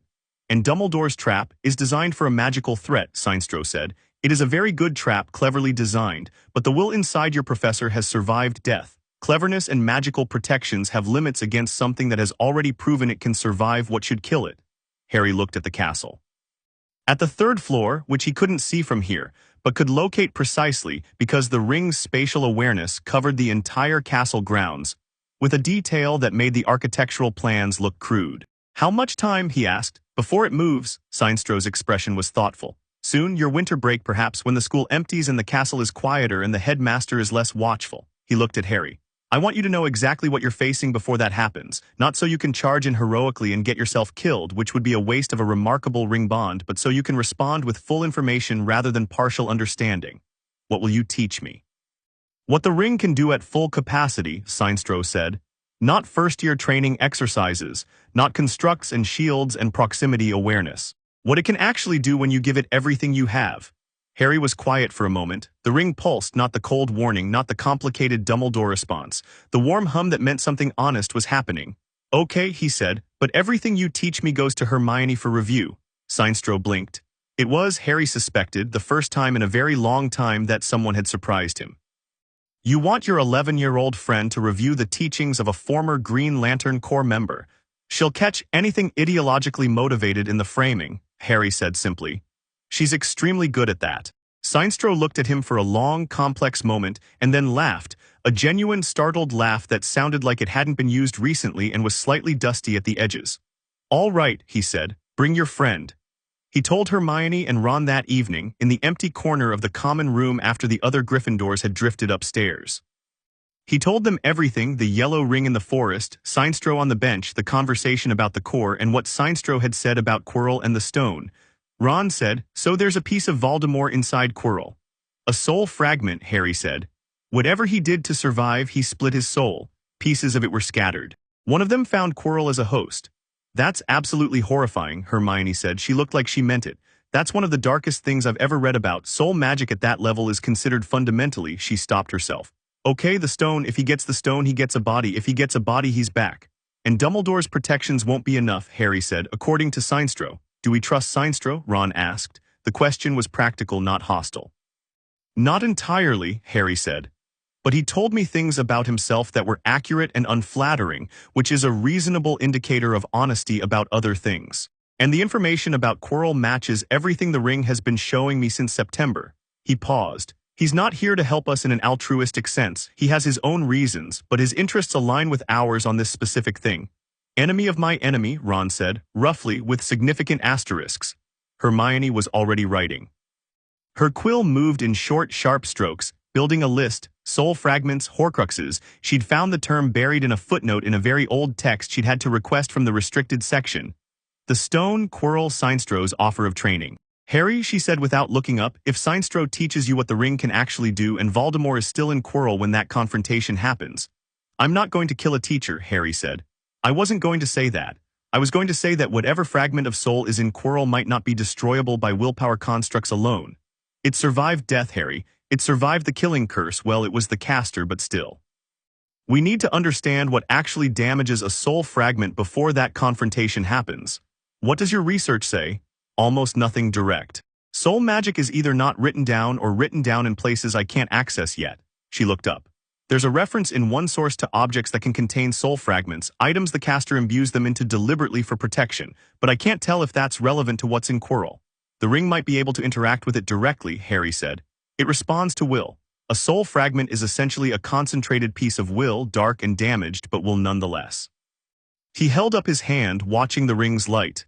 If I can find the right frequency, you're not experimenting on Quirrell, Hermione said flatly.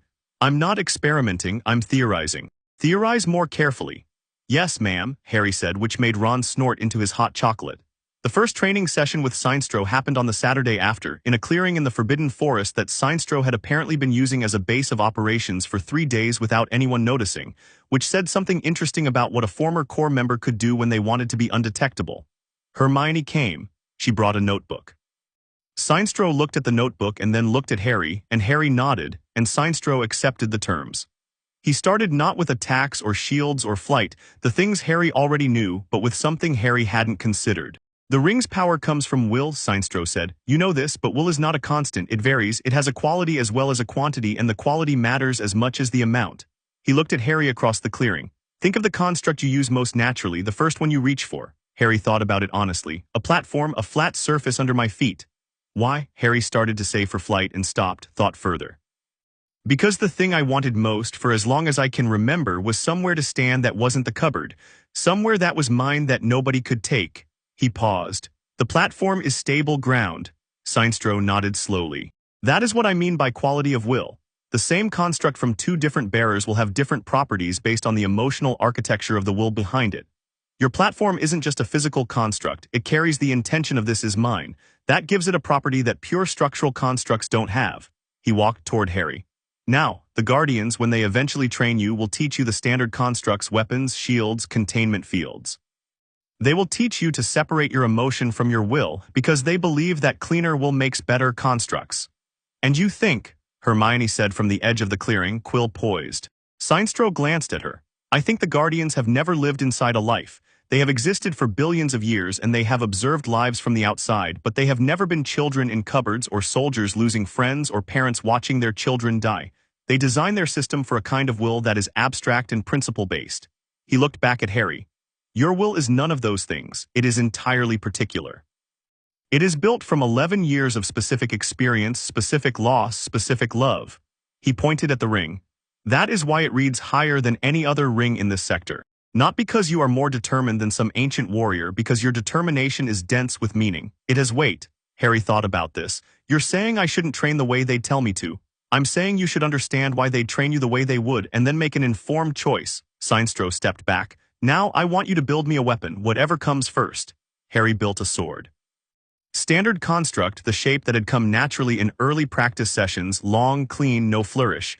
Sinestro examined it without touching it. Functional, clean, emotionally neutral. He looked at Harry.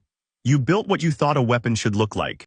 Now build me a weapon that comes from something you actually feel. Harry lowered the sword and it dissolved. He thought about the Dursleys. He thought about the specific quality of 11 years in a cupboard, and then he thought about something sharper and more useful. He thought about Neville's face before the flying lesson. The compressed helplessness of someone who has been told so many times that they're not enough that they've started to believe it. And the way that made Harry's chest go tight with something that was not quite anger but was adjacent to it. The construct that came out of the ring was not a sword. It was a wall, enormous, curved, facing outward, every surface covered in overlapping scales of green light that moved slightly, alive with the intention behind them. It was not aggressive, it was absolute, it said nothing gets through here in the most fundamental possible terms. Sinestro looked at it for a long time. Now that, he said quietly, is a weapon. It's a shield, Harry said. In the hands of someone who means it the way you mean it, a shield is a weapon. He reached out and pressed one hand flat against the surface of the construct, and Harry felt the contact through the ring, felt Sinestro's will pressing against his, testing the seams. It didn't move. What did you think about? Protecting someone, Harry said, not yourself. Number Sinestro withdrew his hand. He turned away and was quiet for a moment, and when he turned back his expression had done something that it hadn't done before. It had simplified, gone down to something honest. The Guardians will tell you that will must be self-sufficient. That attachment creates weakness. They have believed this for 1 billion years, and it is why, for all their power, they have never once produced a ring-bearer whose constructs look like that. Hermione was writing very fast. Again, Sinestro said, different feeling, I want to see the range. They worked for 3 hours. By the end, Harry had produced 17 distinct constructs, each one qualitatively different from the last, each one a physical externalization of a different emotional framework. Protective, determined, defiant, curious, joyful, and two he couldn't name exactly because they came from places he hadn't thought about directly in a long time. One of them made the trees at the edge of the clearing flex backward from the light pressure, which none of them had expected. Sinestro called a stop when the light started to go.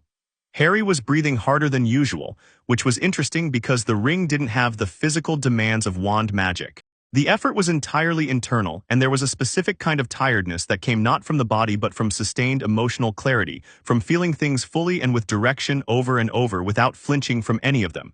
Same time next week, Sinestro said. Will you be in the forest? Where else would I be? I have a tent and several excellent books, and the Forbidden Forest is considerably more interesting than it sounds. He looked at Hermione. Well. She looked up from 6 pages of notes. You're not wrong about the Guardian's methodology, she said carefully. Based on what I've read about how institutionalized systems handle anomalous data, which is what Harry is from their perspective, they would almost certainly attempt to standardize him, pattern him to existing core norms. She paused. I still don't entirely trust your motivations. Excellent, Sinestro said. Distrust me precisely as much as the evidence warrants. That's all anyone should do. He walked back into the trees without ceremony, and the yellow light of his ring blinked out between the branches like a lamp going out. Ron, who had spent the entire session sitting on a log eating biscuits from his pocket and watching with the thoughtful attention of someone reviewing game footage, said, He's terrifying and I think he might actually be trying to help. Both things can be true, Harry said. They walked back to the castle in the last of the afternoon light, and Harry felt the ring on his finger the way you feel a heartbeat, constant, certain, the fundamental rhythm of something alive. He thought about the wall construct, the one that had come from thinking about Neville, about the specific feeling of wanting to protect someone who didn't believe they needed it because they didn't believe they were worth it. He thought about what Sinestro had said. Your will is dense with meaning. The castle was lit and warm ahead of them. The great hall's windows glowed gold against the gray sky.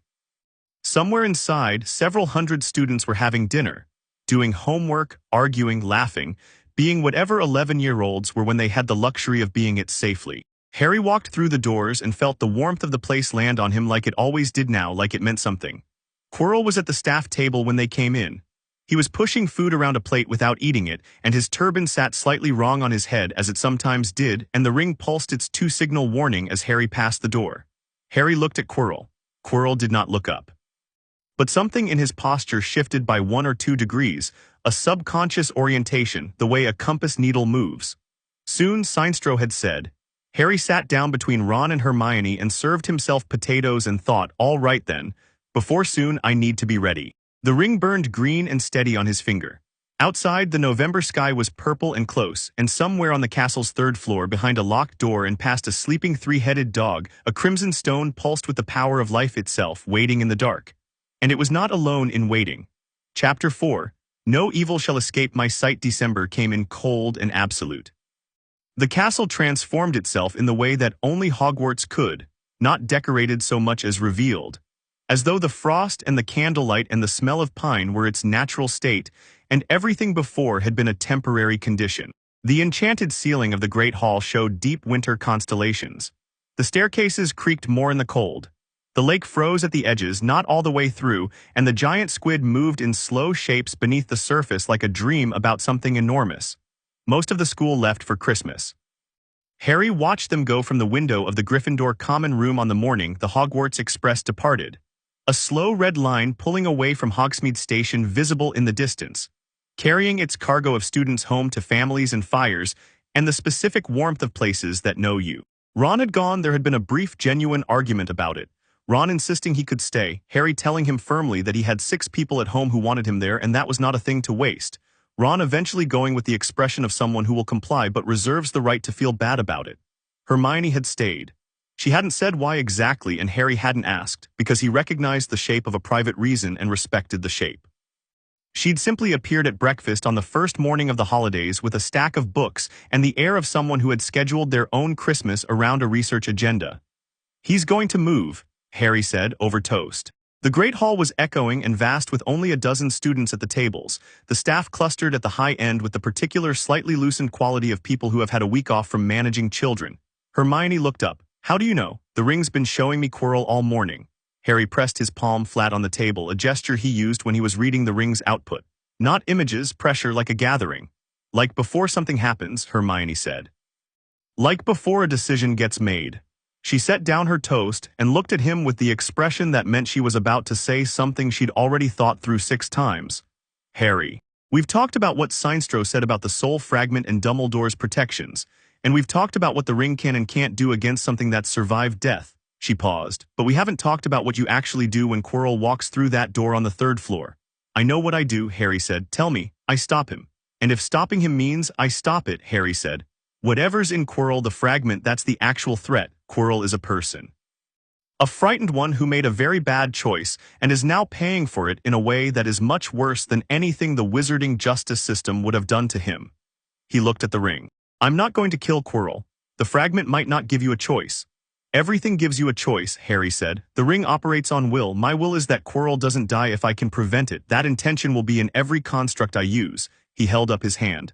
Sinestro showed me something last week. The constructs carry my intention as a quality, not just as motivation.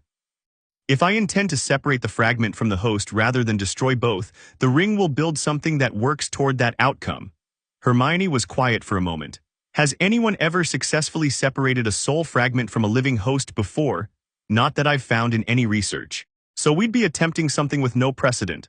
Most things worth doing don't have precedent, Harry said. That's what makes them worth doing. Hermione looked at him with an expression that was simultaneously exasperated and deeply fond, the specific combination she'd been developing since approximately the 2nd week of term. You know, most people would find this terrifying. I find it clarifying, Harry said. When the situation is simple, stop the bad thing, protect the people, it's actually easier than most things. It's the complicated situations I find harder. Like Dumbledore.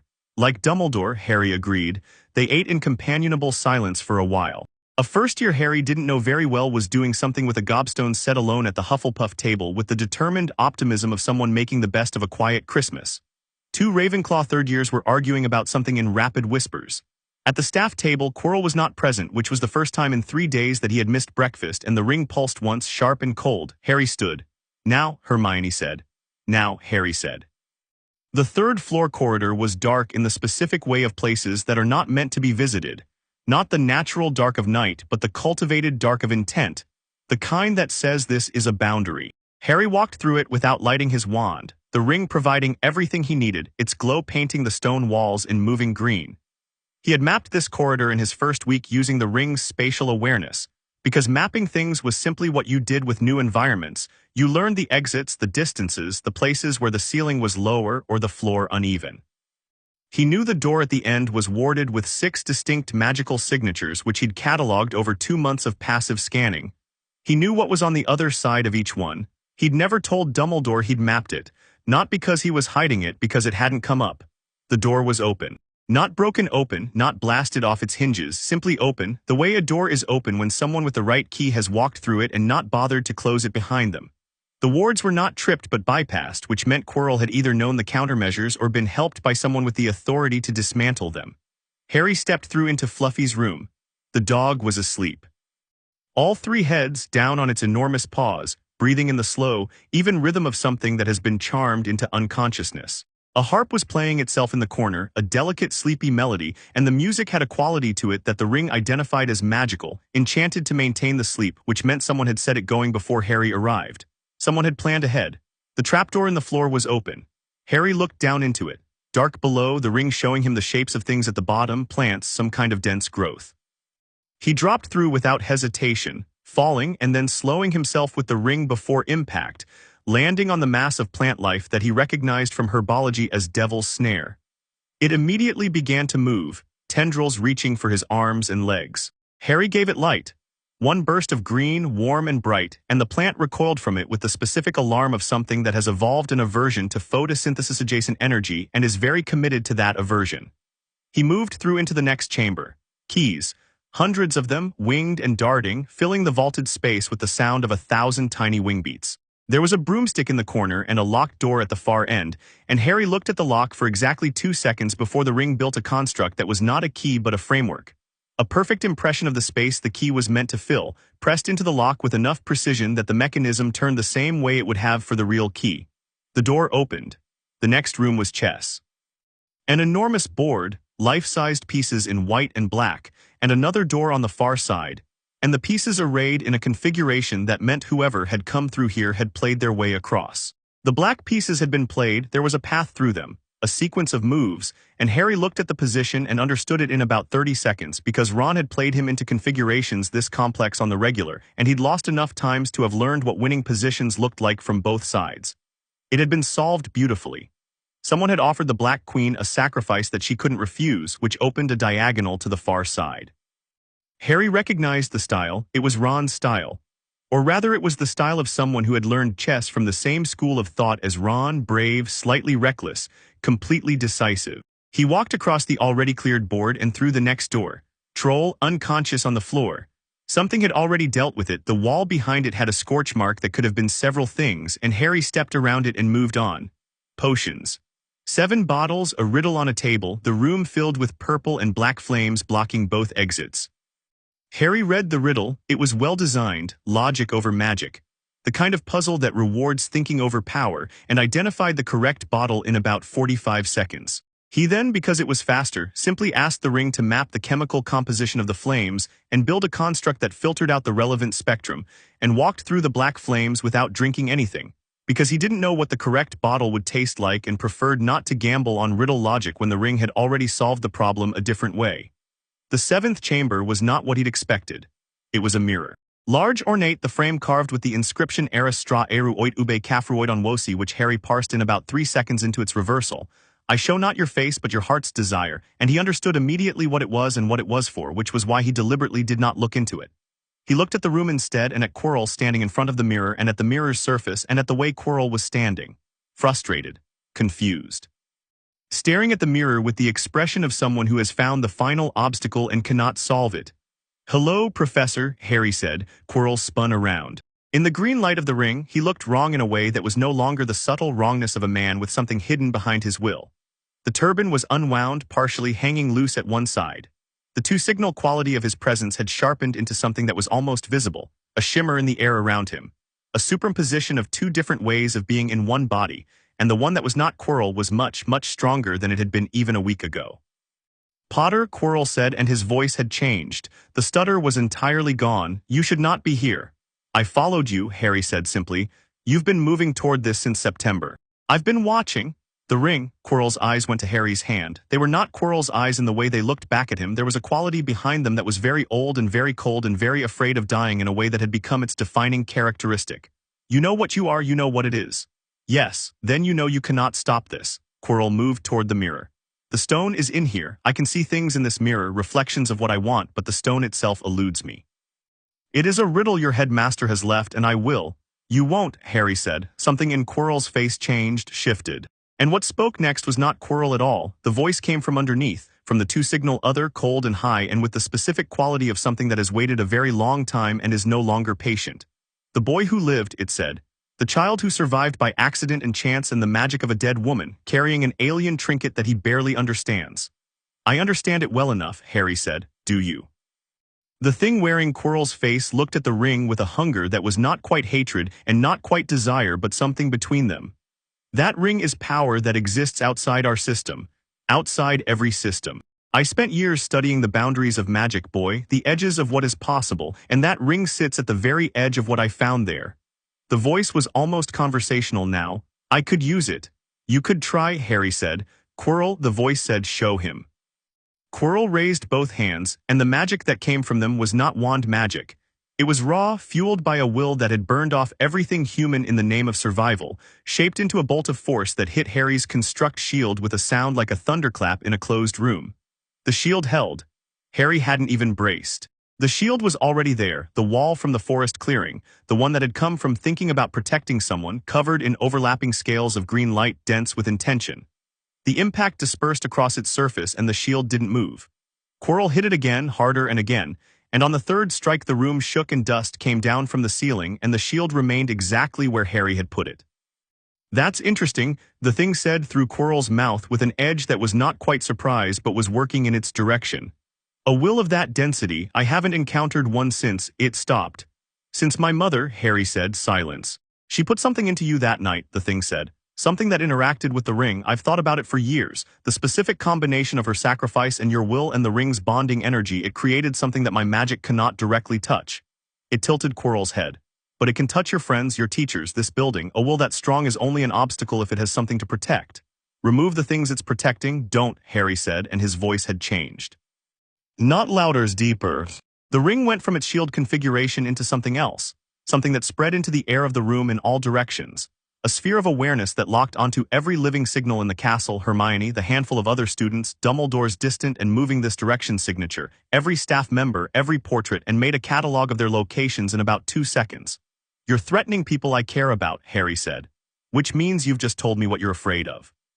You're afraid of losing, you're afraid of deaths. Everything you've done, every choice, every murder, every act of destruction is because you are terrified of ceasing to exist.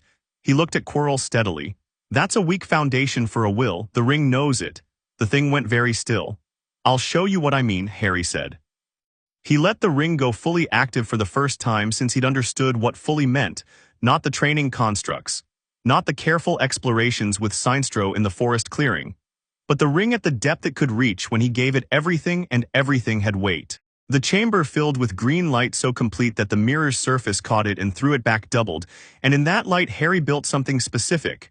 Not a weapon, not a shield, a cage but not for Quirrell, for the thing inside Quirrell. He'd been working on the design for 3 weeks, in late-night sessions after Hermione fell asleep over her notes, building and dissolving and rebuilding the same structure with different qualities, trying to find a configuration that a soul fragment would read as a boundary rather than a physical threat. The construct had to operate on the level that soul magic operated on, the level of will meeting will, and the material of it had to be his intention made literal. He built the cage out of refusal, out of the specific quality of a 15-month-old child refusing to be extinguished, out of Lily Potter's not him, not my boy screaming through the walls of a yellow room. Out of 11 years of a small boy in a cupboard who was always going to be more than this, who knew it in the same bone-deep way that the ring had known when it came through the window that night. The construct was not aggressive. It did not attack the fragment. It simply surrounded it, a structure that said in the most fundamental possible terms, you stop here. The thing inside Quirrell screamed. It was not a sound the ears processed normally. It was the kind of scream that goes through a person rather than into them, that comes from something used to having no limits suddenly finding one. Quirrell collapsed to his knees and his hands went to his turban, and his face went through approximately 7 expressions in 2 seconds. The 2 signals fighting for dominance with the turban unwinding around them. And Harry took 3 quick steps forward and put his hand on Quirrell's forehead and poured the full weight of his intention through the contact point. The construct he'd built in the ring expanded through the touch. The boundary he'd made of refusal moved from the air into the direct interface between his will and the fragment's will, and the fragment pushed back with everything it had, and what it had was substantial, enormous, a will forged in decades of dark magic and survivalist desperation, and Harry felt it hit his own will like a wave hitting a cliff face. He did not move. The fragment hit him again and he did not move. The mirror behind them cracked along one diagonal. The torches in the sconces went out and came back and went out again. The floor hummed with the force of 2 fundamentally opposed wills occupying the same space, and the ring blazed so bright that the room was nothing but green for several seconds. And then the thing inside Quirrell did something Harry hadn't expected. It tried to get into the ring. He felt it, the probing, the searching for a seam in the ring's structure, the specific intelligence of a very old and very determined enemy who has just realized that brute force isn't working and has shifted to precision. It found the ring's surface and ran across it looking for a gap.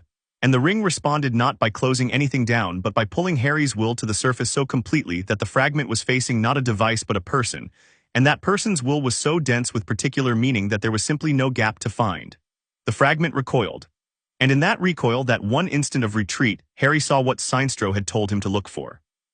The moment when a will built on fear encounters something it cannot defeat and the fear itself becomes visible. The fragment was afraid.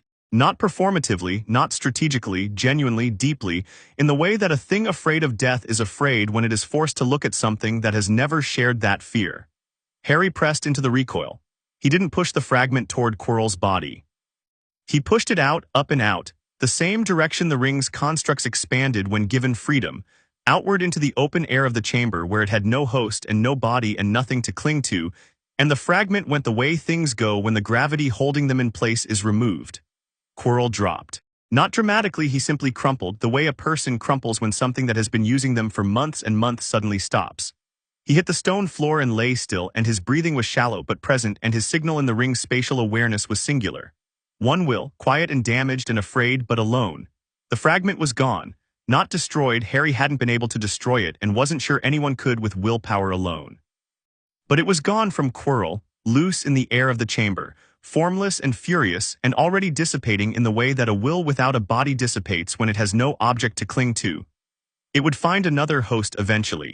It would rebuild. It was not over, but it was over for tonight.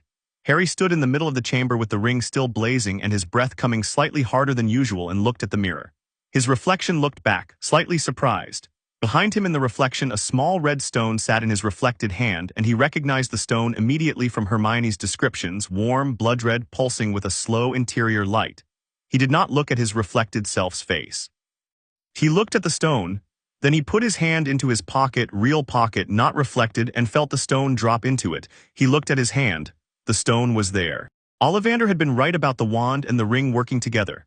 Apparently they worked together in ways that were not always predictable. He knelt next to Quirrell, checked his breathing, lifted his head slightly and said quietly, "I'm sorry this happened to you." Quirrell's eyes opened. They were just Quirrell's eyes now, no second signal, nothing behind them but the specific devastation of a person who has been somewhere they should not have been for a very long time. "I thought," he started. "Don't," Harry said gently, "not now, just breathe. He told me," Quirrell's voice was barely there. "He told me you were already dead, that your parents' sacrifice was a fluke. That the ring was, he told you things that made you feel like there was no other option," Harry said. "That's what he does. It's not an excuse, but it's the truth." Quirrell looked at the ring. The green light moved on his face. "What are you?" he whispered. "Working on that," Harry said honestly. The door to the chamber blew open. Dumbledore stood in the doorway. He took in the scene in one sweep. Quirrell on the floor, Harry kneeling next to him. The cracked mirror, the absence of the stone from its concealment within the mirror, the fading traces of green light on every surface of the room, and the specific quality of air that a space has after something extraordinary has occurred in it. His expression was, Harry searched for the right word and found it, rearranged. The careful composure of a man who arranges things had rearranged itself into something rower. "Harry," he said, "he fell when the fragment left," Harry said. "He needs the hospital wing. Maybe St. Mungo's depending on how deep the connection went." He stood, keeping his hand near Quirrell's shoulder. "I have the stone." Dumbledore crossed the room in 3 strides, knelt on Quirrell's other side, put 2 fingers to his temple and was still for a moment. "The fragment is gone," he said softly, more to himself than to Harry. "It's not destroyed," Harry said. "I couldn't destroy it, but it's separated and dispersed. It'll find another host eventually, something without a body of its own probably." Dumbledore looked up at him. "You separated a soul fragment from a living host." "Yes. That has never been done before, I know," Hermione said. Another small rearrangement in Dumbledore's expression. "How?" "The ring builds constructs from will," Harry said. "A soul fragment is also will damaged, inverted, but the same fundamental substance. The ring could interact with it on that level. I built a boundary structure out of refusal, I suppose. The same kind of refusal that kept the fragment out when it came for me as a baby." Dumbledore was looking at him with an expression that Harry couldn't fully read, which was unusual, because he'd gotten quite good at reading Dumbledore. There were too many things in it, relief, concern, genuine awe, and underneath all of those, something that was not quite guilt but was in the same neighborhood. "The stone," Harry said. He reached into his pocket and held it out. The red pulse of it was warm through his palm. "What do you want to do with it?" Dumbledore looked at the stone in Harry's hand. He did not immediately take it, which Harry found interesting. "Nicholas Flamel will need to be informed," he said. "The stone was made at his request, and it is, in the end, his to decide the fate of. Will he destroy it? I will counsel him to. A stone that can restore life and has been the target of one who should not have access to that kind of power." He stopped. He reached out and took the stone from Harry's hand with a gentleness that seemed to be about more than just careful handling. "Albus." Quirrell's voice was very small. Dumbledore looked at him. "Quirinus, you are safe now." "I'm not sure safe is the right safe from him," Dumbledore said softly. "What comes next is another matter, and I will not pretend it's simple. But you are no longer his host. That is a considerable improvement." He helped Quirrell to his feet with the particular care of someone who has known a person a long time and is aware of the weight of their history. Quirrell leaned on him and they moved toward the door, and Harry walked behind them, and the ring's light moved on the walls as they went. They passed through the chambers in reverse, past the potion bottles, past the chessboard, past the troll and the devil's snare, up through the trapdoor and past the sleeping Fluffy, back into the 3rd-floor corridor that was just a corridor now, not a threshold. At the far end, Hermione was standing. She had clearly been there for some time. She was holding 2 books in her notebook and had the expression of someone who had almost come through the door approximately 6 times and had each time exercised restraint. She looked at Harry and then at Quirrell and then at Dumbledore and then back at Harry. Well, she said. It worked, Harry said. The fragment, gone from Quirrell, dispersed, not permanent. She nodded slowly. Then she looked at his right hand. The ring's doing something different. Harry looked at it. She was right, the pulse had changed quality. It was not the low, steady hum of rest or the blazing output of full engagement. It was something between, the specific rhythm of something that has done what it was made to do and is now taking stock. He'd never felt that from it before. It's satisfied, he said, surprised by the word even as he said it. Rings can feel satisfied, apparently. Dumbledore looked back at them from down the corridor, one hand under Quirrell's arm. Come, he said, all of you, the hospital wing first. And then, his eyes found Harry's with the specific precision of someone identifying a conversation that cannot be postponed much longer. And then we should talk. Madame Pomfrey did not ask questions. This was, Harry suspected, a professional choice born from long experience at a school where asking questions about how students had gotten into their current states was a reliable path to information you'd rather not have.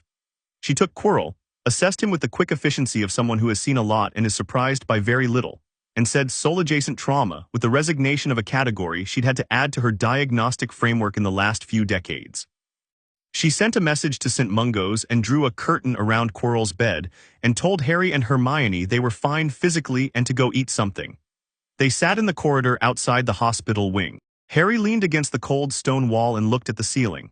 Are you all right? Hermione asked. I think so, Harry said. The ring took most of the weight. The contact with the fragment was, he searched for the description. It was like touching something that's been burned, the shape of a fire without the fire anymore. It used to be something enormous and whole, and it made choices that reduced it to what I felt tonight. Voldemort, Hermione said, carefully making herself say it. Whatever's left of him, there are more fragments. Sinestro said the soul was split multiple times. Tonight's was one piece. He paused. Dumbledore knows about the others. I think he's known for years. That's what he meant, Hermione said slowly. When he said there'd be something he'd ask you to trust him on, something counterintuitive. Harry looked at her. If Voldemort split his soul into pieces and one of those pieces is if one of them is in you, she stopped, worked through it. The scar, the way the fragment responded to you tonight, it wasn't just the ring it recognized. Harry was quiet for a moment. I've thought about this. For how long? A few weeks. Since Sinestro explained what soul fragments are. He looked at his hand, not the ring this time, just his hand. The night my parents died, the fragment that hit me as a baby had nowhere to go when the curse rebounded. Voldemort's body was destroyed. His main soul was weakened. And the fragment latched onto you, Hermione said, as the only living being present. Maybe, or maybe the ring's bonding energy and the protection my mother made created something that absorbed it and contained it without letting it take hold. The ring didn't give me the warning signal for myself. That's reassuring, Hermione said, though her voice suggested reassurance was still some distance away. Hermione, he looked at her directly, I need you to help me figure this out. Not Dumbledore, I think he has an answer that involves me making a sacrifice I haven't agreed to. Not Sinestro, his answer would be something that solves the problem but creates 3 new ones. He held her gaze. You, because you're the person who will look at every piece of evidence without a prior agenda and tell me what it actually says. She looked at him for a long time. The corridor was cold and quiet. Somewhere above, the castle breathed in its old stone way, indifferent and eternal. Okay, she said. I'll need access to everything. Every piece of research on soul magic, Horcruxes, ring bonding energy, your mother's protection, everything. Whatever you need. And you tell me everything the ring shows you, even things that seem unimportant. Deal, she nodded once, sharp and decisive. And Harry, if it does turn out there's a fragment in you, we don't accept that as an immovable fact. Every problem has a solution. It might not be a simple one, but it exists. She said it the way she said mathematical certainties, not hopefully but factually. Harry looked at her and felt something he didn't have an easy name for, a specific warmth that the ring hummed in harmony with, the kind that comes not from being taken care of but from being seen clearly and trusted completely. Thank you, he said. Stop being grateful, it's embarrassing. Help me make a list. She opened her notebook. He leaned over to look. They sat in the corridor and planned in the methodical, careful way of 2 people who have decided that the universe has not presented them with a problem they cannot solve, and the ring pulsed warm and steady between them. Dumbledore's office was exactly as it had been in October, the same instruments, the same portraits dozing, the same fox ruffling his feathers when Harry came in. The difference was that Dumbledore was sitting when Harry arrived, which was new, and that he was sitting with his hands on the desk in front of him like someone who has put something down and is deciding whether to pick it up again. Harry sat. Tell me what you know, Dumbledore said, all of it. This was so far from the way Harry had expected this conversation to begin that he was quiet for a moment, recalibrating. Dumbledore noticed this. I have spent this year gathering information about you, Dumbledore said, while being, I confess, somewhat less forthcoming in return. I watched you tonight through the ring's residual trace. He gestured at one of the instruments, a thin silver device that had gone slightly green at its tip. What you did in that chamber required a quality of will I have not encountered in a living person, including myself. He paused. It seems to me that the appropriate response to that is to stop treating you like a piece I am moving and start treating you like a partner. I'd prefer that, Harry said. I imagine you would. Dumbledore looked at him. The stone will be destroyed. I have spoken to Nicholas. He understands. He folded his hands. The fragment that was in Quirinus is dispersed, weakened further. Tom will have noticed. Whatever he is now will have felt the loss. He paused. Tom, Lord Voldemort. I should stop finding euphemisms. There are more fragments, Harry said. Dumbledore looked at him carefully. You know about the Horcruxes. Hermione found the term. I worked out the theory from what Sinestro told me and what the ring showed me. Harry held Dumbledore's gaze. How many? Counting tonight, 6 initially, 5 remaining. Dumbledore was quiet. I have spent years locating them. Some I have found, some I suspect the location of, some remain unknown. And one of them, Harry, Dumbledore's voice was very careful. One of them might be in me, Harry said. The scar, the fragment that lost its host the night my parents died. He kept his voice steady because the steadiness was not performed. It came from having thought about this carefully for 3 weeks, and having arrived, through thinking, at a position he could stand on. I need to know if that's what you believe. Dumbledore was very still. Because, Harry continued, if that's the basis of your plan, if somewhere in your strategy for defeating Voldemort there is a point at which Harry Potter is supposed to die so that the fragment in him can be destroyed, I want you to know now that I have considered that possibility and I'm working on a better solution. The silence in the office was profound. Fawkes made a soft sound. You are 11 years old, Dumbledore said. Not dismissively, something closer to wonder. 12 in July, Harry said, and I've had this ring since I was 15 months old. The age my body is doesn't change the age my will is. He looked at the ring. I'm not going to die for a plan, Professor. I'm also not going to let Voldemort come back to full power or hurt anyone in this castle or finish whatever he started the night he killed my parents. He looked up. Those goals don't have to conflict. They only conflict if you've already decided that my death is the only mechanism available. It may be the only one I know of, Dumbledore said quietly. Then we need to find another one, Harry said, and I have someone helping me look. Dumbledore's expression shifted almost imperceptibly. Sinestro, he said, you know about him.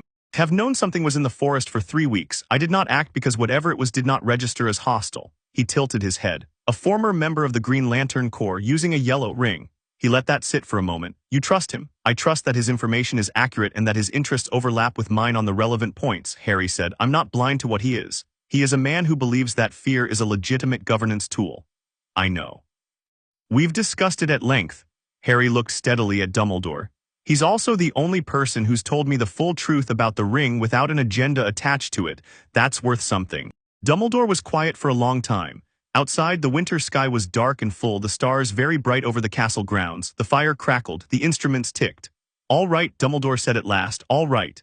And something in his bearing shifted, a releasing of something that had been held tightly for a very long time, the specific quality of a man letting go of a certainty he'd been carrying since before the bearer of it was born. What do you need from me? Access, Harry said. To your research on the Horcruxes, everything you know about their locations, their nature, how to destroy them. He paused, and honesty. When there's something relevant that I need to know, I need you to tell me without deciding first whether I can handle it. Dumbledore nodded slowly. And in return, Harry said, I'll tell you everything the ring shows me. Every signal, every reading, every image. You have 70 years of magical experience and strategic intelligence that would take me decades to develop on my own. I'm not too proud to use it. He held out his hand, the ring hand. You tried to take it when I was 15 months old and it said number, but I'm not 15 months old anymore. Dumbledore looked at the outstretched hand for a moment. Then, slowly, he reached out and shook it. The ring pulsed warm, not the complicated Dumbledore response, not the layered, questioning uncertainty. Something simpler and cleaner. Recognition, Harry thought. That was what it felt like. One more thing, Harry said, releasing the handshake. If you have another plan for me, another role, another sacrifice, another piece on the board arrangement that you haven't told me about, I will tell you, Dumbledore said, before you implement it. Yes, Dumbledore met his gaze. You have my word, Harry. Such as it is. It's worth more than you think, Harry said. You're a man who keeps his word. I've been watching. He stood to leave. He was at the door when Dumbledore spoke. Harry, the old man's voice was different, not the headmaster, not the strategist, something older and quieter. Your mother would have been, he started again, she would have been exactly as unsurprised by you as I am surprised, and that is, I think, the highest compliment I can offer. Harry stood in the doorway for a moment, the ring pulsed. Good night, Professor, he said. He walked down the spiral staircase and out into the castle's warmth, past the stone gargoyle and into the corridor where the torches were low and golden and the stone was cold and old. And he thought about his mother putting her body between her son and the door, and about a ring crossing several light years to find the will behind that act, and about all the things that choice had set in motion that were still in motion, still expanding, still finding their shape. He walked toward Gryffindor Tower with the ring blazing softly on his finger. Above, the winter stars were out in full. Somewhere on Oa, 400 light-years away, in a chamber of blue light and ancient certainty, one of the Guardians looked up from something it had been studying for several decades and said very quietly to the room, "We need to send someone to Sector 2814. Now." Chapter 5. Willpower terrified Dumbledore. January came back to Hogwarts with all its students, and all its noise, and all the particular energy of people returning to a place they decided over the break that they actually liked. Ron came back with a box of Weasley's Wizard Wheezes prototypes that Fred and George had given him under strict instructions not to use them inside the castle, which Harry understood as instructions to use them somewhere interesting rather than instructions not to use them. He also came back having heard the broad shape of what had happened over Christmas. Mrs. Weasley had apparently received some form of communication from Dumbledore, the details of which Ron extracted via a combination of Fred's eavesdropping and George's strategic questioning, and he sat across from Harry on the first evening back with the chess board between them and said, very directly, "So you actually did it." "Did what specifically?" Harry said. "Went under the school, fought Voldemort, got the stone and sorted it." Ron moved upon with the automatic ease of someone whose hands know chess better than his conscious mind does. "While I was at home eating my mum's roast. You would have come if you'd been here." "Obviously, that's not what I'm saying." Ron looked at him across the board. "I'm saying, are you all right? Not did it work. I can work out that it worked. Are you all right?" Harry considered this honestly the way he considered most things. The fragment that was in Quirrell, I touched it, will to will. It felt like putting your hand through something rotten and cold and very afraid. He moved his bishop. It didn't hurt the way physical pain hurts, more like after, Ron repeated, like when something frightening is over and your body finally lets you feel it. He paused. The ring absorbed most of it, but I felt the edges. Ron nodded slowly. He moved his knight. My dad talks about the war sometimes, the first one when he was actually here. He says the worst part wasn't the fighting, it was the afterwards, when everything went quiet and you couldn't quite believe it was quiet. Your dad's a smart man, Harry said. Don't tell him that, his ego is already fine. Ron looked at the board. Check. Harry looked at the position. How did you? 5 moves ago, Ron said cheerfully. I told you you'd regret saying I was a challenge. Harry tipped his king and started resetting the pieces, and the specific rhythm of that, the familiar warmth of Ron's company, the click of chess pieces, the fire high in the common room hearth, settled something in him that the conversation in Dumbledore's office hadn't quite reached. It wasn't resolution, it was more like ground, somewhere to stand while he worked out what came next. There are 5 more, Harry said. Ron looked up. 5 more fragments. Horcruxes? Harry kept his voice low, the common room noisy enough around them to swallow the words. Dumbledore's been finding them. He's shared his research with me. He held Ron's gaze. I'm going to need help, not just Hermione, you. Ron was quiet for a moment. The firelight moved on his face and he had the expression he wore during chess when the game had just gotten genuinely complicated, not anxious but deeply attentive. What kind of help? The kind you're already best at.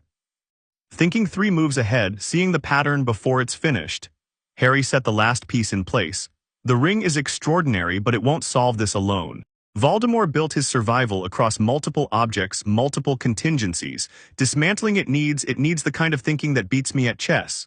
Ron stared at him. You're asking me to help plan how to destroy the pieces of Voldemort's soul. Yes, a pause, that's mental. Entirely. Ron looked at the chessboard for a long moment, then he reached out and moved the first pawn of the new game. Right, tell me everything. The second week of January brought Hermione's research to a first major conclusion. Delivered at breakfast on a Wednesday with the controlled excitement of someone who has been sitting on a discovery for 12 hours and has been waiting for a socially acceptable moment to share it. She put a piece of parchment in front of Harry. On it was a diagram, not her usual neat annotated lists, but something more organic, a web of connections drawn in 2 different colored inks with a dense knot at the center. The scar, she said quietly, leaning in.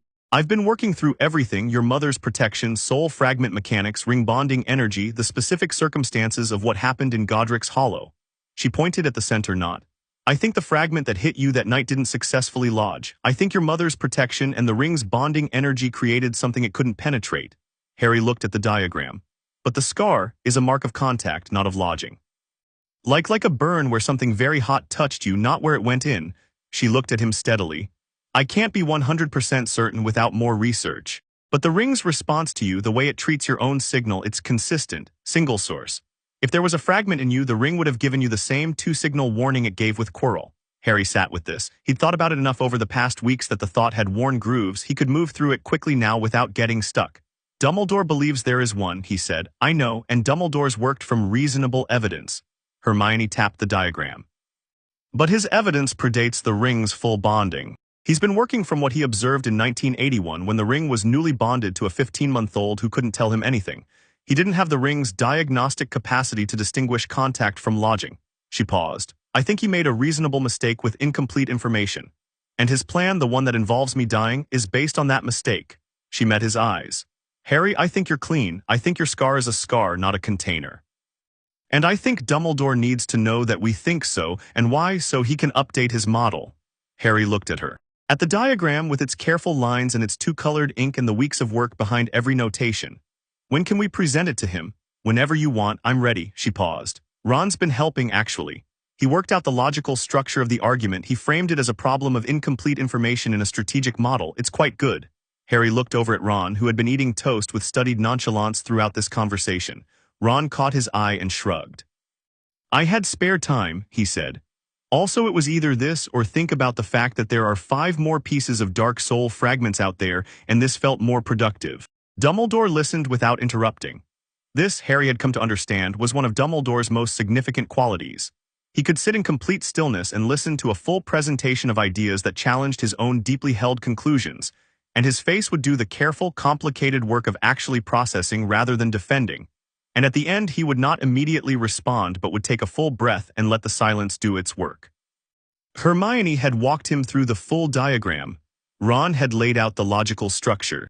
Harry had added the ring's diagnostic data, what the signal looked like for a single will, what it looked like for a compound one, what Quirrell's had felt like, and what his own felt like in comparison. When they finished, Dumbledore was quiet for almost a full minute. You may be right, he said at last. Not you are right, but not defensive deflection either. The specific intellectual honesty of a man who has just been shown that a conclusion he built a 15-year strategy around might be wrong, and is choosing to look at it directly rather than away from it. The distinction between contact and lodging is, I confess I did not have the framework to make that distinction in 1981. The soul fragment research I had access to was limited and the ring was new and opaque, and I was working from what I could observe externally. He looked at Hermione's diagram. This is extraordinary work, Miss Granger. It's preliminary, Hermione said. We'd want to do more research to confirm. Yes. He looked at Harry. If you are correct, and I want to be honest with you, I believe the probability that you are correct is significant, then the strategy I built around a necessary sacrifice is not only unnecessary but was never necessary. He folded his hands. I owe you an apology for carrying that plan as long as I did without telling you. You were protecting me, Harry said. I was managing you, Dumbledore said precisely. There is a difference, and I was not always honest with myself about which one I was doing. He sat back. I was also protecting myself, I think, from the possibility that the situation was more complicated than my plan accommodated. Plans provide comfort. This one was, it was a terrible plan that I had convinced myself was the only plan. Ron opened his mouth and Hermione put her hand on his arm, which was the right call. What happens now? Harry asked. Now, Dumbledore said, we find the remaining Horcruxes, together, this time properly together, not me strategizing and occasionally informing you. He looked at all 3 of them in turn. You are the most unusual first-year students this school has ever had. We're second years in 6 months, Ron said. The most unusual second-year students then, by a considerable margin. Something warm moved in Dumbledore's expression. I will begin sharing my full research. There are objects I suspect, a locket, a cup, a diadem, a ring, and one I am less certain about. We will work methodically. He looked at Harry. And you will tell me what the Green Lantern shows you as you promised. Everything, Harry confirmed. Good, Dumbledore stood. Now, I believe it is nearly curfew, and 3 students being in the headmaster's office after dark is irregular even by this school's impressive standards. He moved toward the door and then stopped. Harry. Might I ask you something personal? Yes. When you went into that chamber when you faced what was in Quirrell alone, were you afraid? Harry thought about it honestly. Of losing, he said, not for myself. Of not being enough to stop it and then it getting to someone else. He held up the ring. But that kind of fear, the kind that comes from caring about something rather than from wanting to protect yourself, the ring doesn't read that as fear, it reads it as reason. Dumbledore looked at him for a long, quiet moment. Yes, he said softly, I imagine it does. February arrived with the specific charm of a month that knows it's the shortest and is making no apologies about it. And Hogwarts shifted into a rhythm that Harry had come to love. The deep, working rhythm of a place where learning was the primary activity and everything else grew up around it like a structure around something essential. He learned. He learned charms until Flitwick ran out of first-year material and started bringing him second- and third-year texts with the look of a man trying to keep up. He learned Transfiguration until McGonagall stopped being surprised by his results and started being interested in the theoretical edge of what the Ring and Wand collaboration was producing. He learned Herbology and Astronomy and even History of Magic, which he got through by building construct representations of the battles and sieges the ghost narrated, which made the material stick even if the delivery remained soporific. He also learned from Seinstro in sessions that continued twice weekly in the forest clearing throughout January and February, things that no school taught. Seinstro was a difficult teacher in the way that good teachers are sometimes difficult. He did not simplify, did not reduce, did not offer comfort where the truth was uncomfortable. He told Harry about the full spectrum of ring energies, about the different core and what each one had cost its bearers and what each one had achieved, about the Guardians' history and the places where their long, institutional wisdom shaded into long, institutional error. About specific former ring-bearers and what their bonds had looked like, and what their wills had been made of and what they had done with the power. Alan Scott, Seinstro said one afternoon in the middle of a session where Harry had been working on constructs that could operate autonomously self-sustaining structures that didn't require his continuous attention. The first ring-bearer in this sector, not O-derived, a different origin, older in some ways. He wore his ring for decades and his constructs were unlike anything before or since. What made them different? Harry asked, holding a construct steady while having the conversation, a rotating sphere of interlocked geometric forms that maintained itself as long as he kept a background thread of intention focused on it. Specificity, Seinstro said. Alan Scott's ring came from a different source but responded to the same fundamental quality, will. His constructs were specific in the way that yours are, dense with particular meaning. He watched the rotating sphere. Most ring bearers think of the construct and build it. Alan Scott, and apparently you build the construct and it carries the thinking inside it. Like code, Hermione said from her log. She'd brought a Muggle book this session, something about structural logic, and had been reading it with half her attention and the session with the other half in the way she multitasked. The construct isn't just an output, it's a carrier. The intention is embedded in the object, not just in the creation of it. Seinstro looked at her. He had arrived at a specific appreciation of Hermione over the past 2 months that expressed itself in the form of directing his more interesting theoretical observations at her rather than at Harry. Precisely, which means his constructs retain their purpose even when his attention is elsewhere. He looked back at Harry. This is significant in a conflict with multiple active threats. Most ring-bearers must choose between sustaining a defense and mounting an attack. You can, in theory, run both simultaneously, as long as the intention behind each one is clearly defined. Can he do that now? Ron asked from behind his own log. He'd started coming to sessions 2 weeks ago without being asked, and had established himself as the person who asked the practical questions that Harry and Hermione sometimes moved past in the direction of theory. Like right now, could he hold that sphere thing and also build something else? Try, Seinstro said. Harry kept the sphere rotating, background thread steady in tension, the structure self-sustaining, and built a second construct in the foreground. A simple one first, a flat disc. The sphere wobbled slightly and then stabilized as he found the balance. He held both. Then he built a third, a wall, the familiar protective structure, and felt the 3 threads like 3 different notes he was humming simultaneously, each one requiring its own pitch and sustain. The sphere kept rotating, the disc held, the wall stood. That's 3, Ron said. The record for a first-year ring-bearer, Seinstro said with a dryness that contained something else underneath, was 1. He's not technically a core first-year, Hermione said, not looking up from her book. He's had the ring for 11 years. He's a first-year in terms of formal training but a veteran in terms of bond depth. An accurate distinction, Seinstro said. Harry dissolved all 3 constructs simultaneously cleanly. You know, he said, I've been thinking about something you said in October, about what happens when the Guardians send someone. Sinstro's expression went careful, not closed. He'd stopped closing when things got complicated around them but precise. And, you said they'd want me assessed and trained on OA, evaluated within their parameters. Harry looked at him. What actually happens if I go? You would be the most significant new bearer in millennia, Sinstro said. They would want to understand you, study you. The Guardians are, he chose his words. They are not cruel, but they are institutional. They have a category for ring bearers and they would attempt to place you in it. And the category doesn't fit. No category built for a standard core member fits what you are, he paused. But OA is also extraordinary. The knowledge there, the history, the understanding of the ring's full capacity, it is beyond anything available on this planet. The Guardians are wrong about many things and right about many more. Dismissing them entirely would be as foolish as deferring to them entirely. Like Dumbledore, Ron said. Everyone looked at him. What? He gestured between Harry and Sinstro. It's the same thing. Dumbledore, extraordinarily powerful, mostly right, institutionally limited, had a plan that was built on incomplete information and only updated it when Harry pushed back. He shrugged.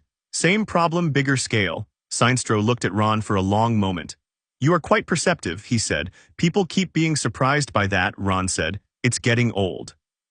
Harry laughed, and the ring pulsed warm, and above them the winter trees were beginning the first hesitant suggestions of not being entirely winter anymore. The Guardian arrived on a Thursday in the first week of March.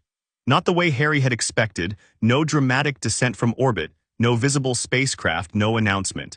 He was simply in the courtyard one morning, sitting on a bench in the pale early light, looking entirely unremarkable in the way that only beings of enormous power can look unremarkable when they choose to. He was small. Blue-skinned with the specific density of something very old, not old like Dumbledore who wore his age in his beard and his eyes, but old in the way geological formations are old, the age built into the structure rather than the surface. He wore white. His eyes were very large and very calm. He looked at Harry as Harry crossed the courtyard and said, in a voice that was pitched for normal conversation but carried the quality of something accustomed to being heard, Harry Potter. Harry stopped. Guardian. The small figure looked at the ring on Harry's hand with an expression that was not quite emotion but was something adjacent to it, the recognition, perhaps, of a craftsman seeing one of their tools in the hands of someone they hadn't given it to. You know what I am. Sinstro told me. And the ring showed me images. Harry sat on the bench at a comfortable distance. Are you here to take it back? Rings cannot be taken, the Guardian said. You know this. I wanted to see how you'd frame it. The Guardian was quiet for a moment. His eyes moved over Harry with the thoroughness of a scan, and Harry felt the ring respond, not with a warning, not with warmth, but with something he hadn't felt before, a kind of resonance, like hearing a sound that matches a frequency you've been carrying quietly for a long time. Your readings, the Guardian said, have been the subject of considerable discussion on OA. What kind of discussion? The kind that happens when something occurs for which we have no precedent. He folded his small hands in his lap.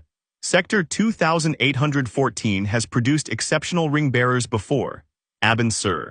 The human who will eventually be chosen after you cease to bear the ring, though that is, we think, a very long way away. He paused. But you are not typical in any dimension we can measure. Your bond depth is that of a veteran bearer of several decades. Your construct complexity exceeds most active core members, and the quality of your will dense with meaning, Harry said. Sinstro said that. Sinstro was, in that assessment, correct. The Guardian looked at him steadily. He is correct about a number of things. He is also dangerous, and his ideology caused real harm to real populations, and we do not apologize for our response to those actions. I know what he did, Harry said. I'm not asking you to apologize for it. He looked at the ring. He's been honest with me, about himself, about you, about the ring. I'd rather have an honest, complicated ally than a simple one who edits themselves. The Guardian considered this. You would have been an unusual recruit under any circumstances. Is that what you want, to recruit me? We want, the Guardian said carefully, to establish a relationship. The ring has bonded to you irrevocably. That is not our choice to make. What we can offer is context, training, access to OA's knowledge, and formal recognition within the core. He paused. What we would ask in return is that you accept certain responsibilities. Sector 2814 has been without a ring bearer since Abin Sur's death. You are, whether you formalize it or not, already functioning as that bearer. I know, Harry said. The ring's been showing me the sector, not in detail impressions. There are things out there I don't fully understand yet. There are things out there that will require a response, the Guardian said. Not immediately. But the universe is not static, and Sector 2814 is not a quiet sector. He looked at Harry with the large, calm eyes. We would like you to come to OA. Not now. You have matters here that require your attention, and we are aware of the situation with the fragmented dark will in your world.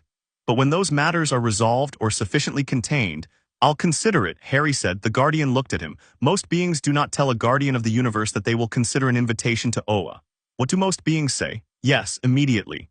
I'll consider it carefully and with genuine interest, Harry amended. But I'm not going anywhere until the Horcruxes are dealt with. And I'm not going anywhere without being honest with Dumbledore about it first. And I'd want Hermione to review whatever the core curriculum looks like before I commit to it. He held the Guardian's gaze. I'm not being difficult. I'm being the same person the ring chose. That person doesn't make large commitments without thinking them through. The Guardian was quiet for a long time. Long enough that a second-year Hufflepuff came through the courtyard, saw the small blue figure and Harry sitting together on the bench, stopped, went slightly confused, and decided on reflection that it was probably best to walk in a different direction. All right, the Guardian said. Consider it. We will be in contact. He stood, the motion smooth and without the physical effort that human standing involves. The ring's energy signature has been transmitted to Oa's full record. You are not formally, but in the way that matters, on file. What's your name? Harry asked. Ganthet, the Guardian said. We do not usually give our names, but I think in your case it is appropriate to be direct. He looked at Harry's hand one more time. Abensur chose well, Harry Potter. Even if the choice was not precisely what we would have designed. Does it scare you, Harry said, that the ring goes where it goes and you can't design the outcome? Ganthet looked at him with the large eyes, and something moved through them, something that had been building since Harry's readings started arriving on Oa months ago. Yes, he said simply. It does. That is perhaps as it should be. He walked out of the courtyard and was gone, and the morning light fell on the empty bench, and the ring pulsed on Harry's finger with a rhythm that felt like something beginning. The meeting with Dumbledore that afternoon was the longest they'd had.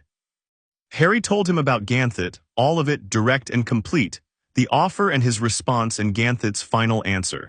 Dumbledore listened with the full stillness he'd brought to every significant conversation since January, the stillness of a man who had decided that listening was more valuable than steering. When Harry finished, Dumbledore sat quietly for a moment and then said, You told him you would not go until the Horcruxes were dealt with. Yes, that could be years. I know. You're willing to delay, Dumbledore gestured at the ring, the implication being all of that, the core, Oa, the sector, for this. For the people in this school, Harry said, for everyone Voldemort would hurt if he came back fully, for whatever's left of Quirrell trying to rebuild himself. He paused. And for you actually, you've been carrying this alone for 15 years, I'd like to help finish it. Dumbledore looked at him, and the thing that Harry had glimpsed in October and seen more clearly in December was fully visible now, not the careful composure of the strategic headmaster, but something older and quieter and considerably more human. A man who had expected to lose something he'd been protecting and was confronting the reality that he might not have to. I have been a fool, Dumbledore said quietly, not self-pitying, just accurate. In several distinct ways over a long period of time, I believed I knew what was necessary. I believed sacrifice was inevitable. I arranged the world around those beliefs. He looked at Harry. And then you arrived and the arrangement keeps refusing to hold. Maybe the arrangement needed some work, Harry said. Perhaps. Dumbledore looked at the instruments on his side table, the one that had gone green after the chamber, the one that tracked magical signatures, the ones that monitored the castle. I have found 2 Horcruxes already. I destroyed one, the ring Horcrux, last summer at considerable cost. He held up his right hand, and Harry saw for the first time that the skin there was wrong, darkened, withered, carrying the specific damage of something magical and terrible. He'd been wearing robes with longer sleeves than usual since Christmas, Harry realized. The curse in the object was I was not careful enough. Harry looked at the hand. The ring read it as an ongoing magical condition, not immediately life-threatening but not stable either, something that had been partially contained and was working slowly at the containment. I'd like to try something, he said. Harry, not a cure, I don't know if it's a cure. But the ring can interact with will-based magic, soul magic, at the point of contact. The curse in that ring was designed by Voldemort, which means it was built from his will. The ring might be able to quarantine the remaining active elements. He met Dumbledore's eyes. Let me try. Dumbledore looked at his hand, at Harry. He extended the hand. Harry took it carefully, the way Dumbledore had taken Quirrell, with the gentleness appropriate to something fragile. He held the damaged hand in both of his and let the ring move outward from the contact point, feeling for the curse's architecture the same way he'd felt for the fragment in Quirrell. It was different, not a will exactly, but a trap, a crafted malevolence, elegant and terrible in the way that Voldemort's magic was often both. It had teeth deep in the hand's tissue, roots that went further than the skin damage suggested. He didn't try to remove it. He tried to freeze it to build the containment construct around the active elements, the same refusal structure he'd used in the chamber, and hold it in place so it couldn't continue its slow work. It took 11 minutes. At the end, the hand looked the same, the damage was done and wasn't reversing. But the ring read the curse as contained, the teeth locked in place, the roots no longer growing. Harry released Dumbledore's hand. "That won't heal it," Harry said, "but it won't progress either." Dumbledore looked at his hand for a long moment. "That curse was meant to kill me," he said quietly, "in a matter of months." "Now it isn't," Harry said. The silence in the office was absolute, even the instruments seemed to have paused. "Harry," Dumbledore said, and his voice was not the headmaster's voice or the strategist's voice or the public voice of Albus Dumbledore, defeater of Grindelwald, leader of the Order of the Phoenix. It was the voice of a very old man who has just been shown that the thing he had accepted as inevitable is not. "I don't know what to say to you." "You don't need to say anything," Harry said. "Tell me about the locket." March became April. April became the last bright push before exams. The 5 remaining Horcruxes, the locket, the cup, the diadem, a diary that Dumbledore had already located in a Death Eater's possession and was moving to retrieve, and the snake were the background of everything now, the architecture behind the school year's daily structure. Dumbledore shared his research in weekly sessions with Harry, Ron, and Hermione, in his office after dinner, with maps on the desk and Hermione's notes growing into a volume that was threatening to require its own shelf. Sinestro continued his sessions in the forest.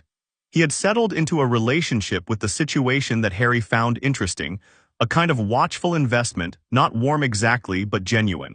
He had started giving Harry increasing amounts of freedom in the training, stepping back from direction and simply creating conditions and observing what Harry produced in response to them. One evening he said, not as instruction but as observation, "You've stopped thinking about what you should build and started building what you think. There's a difference." "How long did it take you?" Harry asked. "Longer than it's taken you." He said it without envy. "I was trained by the core from the beginning. The formal system is efficient, but it creates habits of thought. It took me years to understand that the ring was asking me to think rather than to apply." And the yellow ring. Sinestro was quiet for a moment, in the specific way he was quiet when a question reached something real. "The yellow ring asks different questions," he said. "It asks what you will do to protect what matters, what you are willing to make others feel in the name of safety." He looked at the yellow ring. "I still believe fear is underused as a protective force. He stopped. "Also," Harry said, "I have spent 2 months watching what your ring does when you think about protecting people." Sinestro said, "I have wondered sometimes whether the thing I thought I was optimizing for, safety, order, the absence of chaos, might have been reachable another way." He stood, which was his signal that the session was done. "That is not a concession, it is a data point." "It's okay to update your model," Harry said. Sinestro looked at him with an expression that was complicated and slightly amused and contained underneath everything something that might have been the beginning of a longer thought. "Go to bed, Potter. You have an exam on Wednesday." The night before the end-of-year feast, Harry sat alone on the astronomy tower. Not brooding, he was not by nature a brooder. Thinking, which was different. The ring was warm on his finger, and the sky above was the deep blue of a night that has decided to be beautiful regardless of circumstance, full of stars that burn their specific colors with the specific consistency of things that have been doing what they do for billions of years and intend to continue. He thought about the year, the cupboard at Privet Drive, and the shape of a boy who had made it his own rather than let it make him small. The ring's green light in that space, low and steady. Hagrid coming through a door, Diagon Alley, the train, Ron's chess and Hermione's research, and the warmth of the common room fire. The Quidditch match. The keys and the chess and the potions and the mirror and Quirrell on the floor and the cold contact with a fragment of something that had once been a person and had made choices that burned all the personhood away. Dumbledore's face in December saying, "And instead I got you," and then in March when Harry had held his damaged hand and the curse had gone still. Sinestro in the forest, teaching him how to think rather than how to build. Ganthet on the bench saying, "Yes, it scares us, perhaps as it should." He thought about what came next, the 5 remaining Horcruxes, the slow, careful work of finding and destroying them. Voldemort, whatever remained of him, rebuilding, finding hosts or objects or desperate followers trying to return. The years of that, the grind and patience of it, the specific kind of will it would require to stay steady through something long and difficult when the big dramatic confrontation was already done. He thought about Oa, about what it would be like to stand on a planet of blue light and ancient knowledge and be assessed by beings that had been doing this for 1 billion years. About what the ring might show him there. About what it would mean to be formally, recognizably part of something that spanned the whole sector, not just one castle in one country on one planet. He thought about his parents. Not often in the acute way, the loss was not fresh for him, couldn't be, because they had been gone since before memory. But sometimes in the quiet, he thought about the specific chain of events that connected their deaths to this moment. His mother's choice and the ring's arrival and the fragment's failure and the 11 years in the cupboard and all of it leading here to this tower, to this sky, to the person he was rather than the person any particular plan had intended him to be. The ring pulsed, green light moved on his hand. He heard footsteps on the tower stairs and knew without looking, the ring's spatial awareness placing both of them before they arrived, that it was Hermione and Ron. They came out onto the tower and sat on either side of him with the ease of people who have learned each other's spatial rhythms, and for a moment all three of them just looked at the sky. Well, Ron said finally, that was a year. It was a year, Harry agreed. Are we doing it again next year? The whole thing. Voldemort and soul fragments and secret training sessions with former core members and diplomatic relations with alien guardians of the universe. And Quidditch, Ron said. Don't forget Quidditch. I wouldn't dare, Oliver would never forgive me. Hermione was quiet for a moment looking at the stars. Then she said, I've been thinking about the Horcruxes, the diary Dumbledore thinks it's with Lucius Malfoy, the locket possibly in a cave somewhere, possibly elsewhere by now, the cup and the diadem are less certain. She paused. We could have them all located within a year if we work systematically. And the snake, Harry said, the snake is the complicated one, it's alive. It'll require, she stopped herself, one thing at a time. One thing at a time, Harry agreed.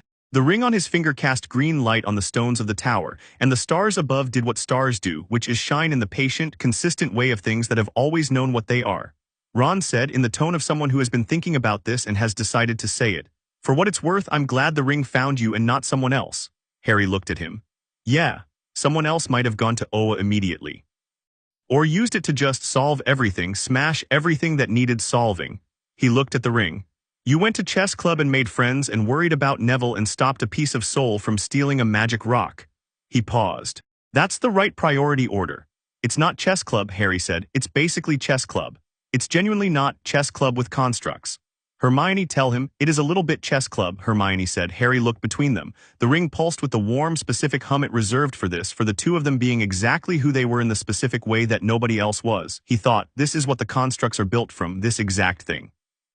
He thought about Dumbledore's expression in the first meeting, when he'd said allow certain events to unfold, and Harry had said that depends on what's unfolding. And then the December meeting where something had cracked open in the composure. And then March, and the damaged hand, and the old man's voice saying, I don't know what to say to you. He thought, the plan was for a boy shaped by loss to walk into a situation designed for him and die completing it. The plan did not account for the ring. The plan did not account for 11 years of building a will so dense with particular meaning that it reads as the highest signal in the sector. The plan did not account for Hermione's research or Ron's chess or Seinstro's honesty, or Ganthet admitting that it scares them. The plan did not account for Harry Potter refusing to be only what the plan needed him to be. And that, more than any construct, more than the chamber and the fragment and the curse contained in Dumbledore's hand, that he thought was what the ring had actually been measuring the night it came through the glass in Godric's hollow without breaking it. Not power, not potential, not the capacity for extraordinary things, though all of those were real. The refusal to be less than whole. He held his hand up against the sky, the ring bright against the stars, and the green light went out into the dark and kept going, and somewhere impossibly far away it registered on instruments that had been registering things for longer than this planet had been cooling, and the number that came back was, by any precedent available, unprecedented. What are you thinking? Hermione asked. That next year's going to be interesting, Harry said. More interesting than this year, Ron said.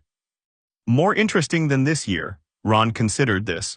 Right, he said, with the specific cheerfulness of someone who has decided to be fine with something. I'm going to need more biscuits. The three of them sat on the astronomy tower while the castle breathed below them, ancient and warm and full of sleeping people. And the stars turned their slow arc overhead, and the ring pulsed green against the dark in the steady, certain rhythm of something that had found what it was looking for and was in no hurry to look away. Below in his office, Albus Dumbledore sat at his desk with his damaged hand resting on the wood in front of him, looking at a small silver instrument that was measuring, among other things, the ring's energy output from the tower above. The number on the instrument was, as it had been every time he'd checked it since October, considerably higher than anything he'd been prepared for. He thought about the plan he'd carried for 15 years. The careful, terrible, necessary plan. The chess game played by a man who was very good at chess and had believed in the deepest place where he kept his most private convictions that the board could only end one way. He thought about a boy on a tower with two friends and a ring that had decided 11 years ago in a room that smelled like old wood and burnt air, that here was the will it had been looking for. He thought about the word unprecedented. He picked up a quill and began writing. Not a plan, not the architectural chess of the last 15 years, but notes, observations, the beginning of a different kind of thinking. The instrument on his desk glowed green in the dark. Outside, the spring stars wheeled on.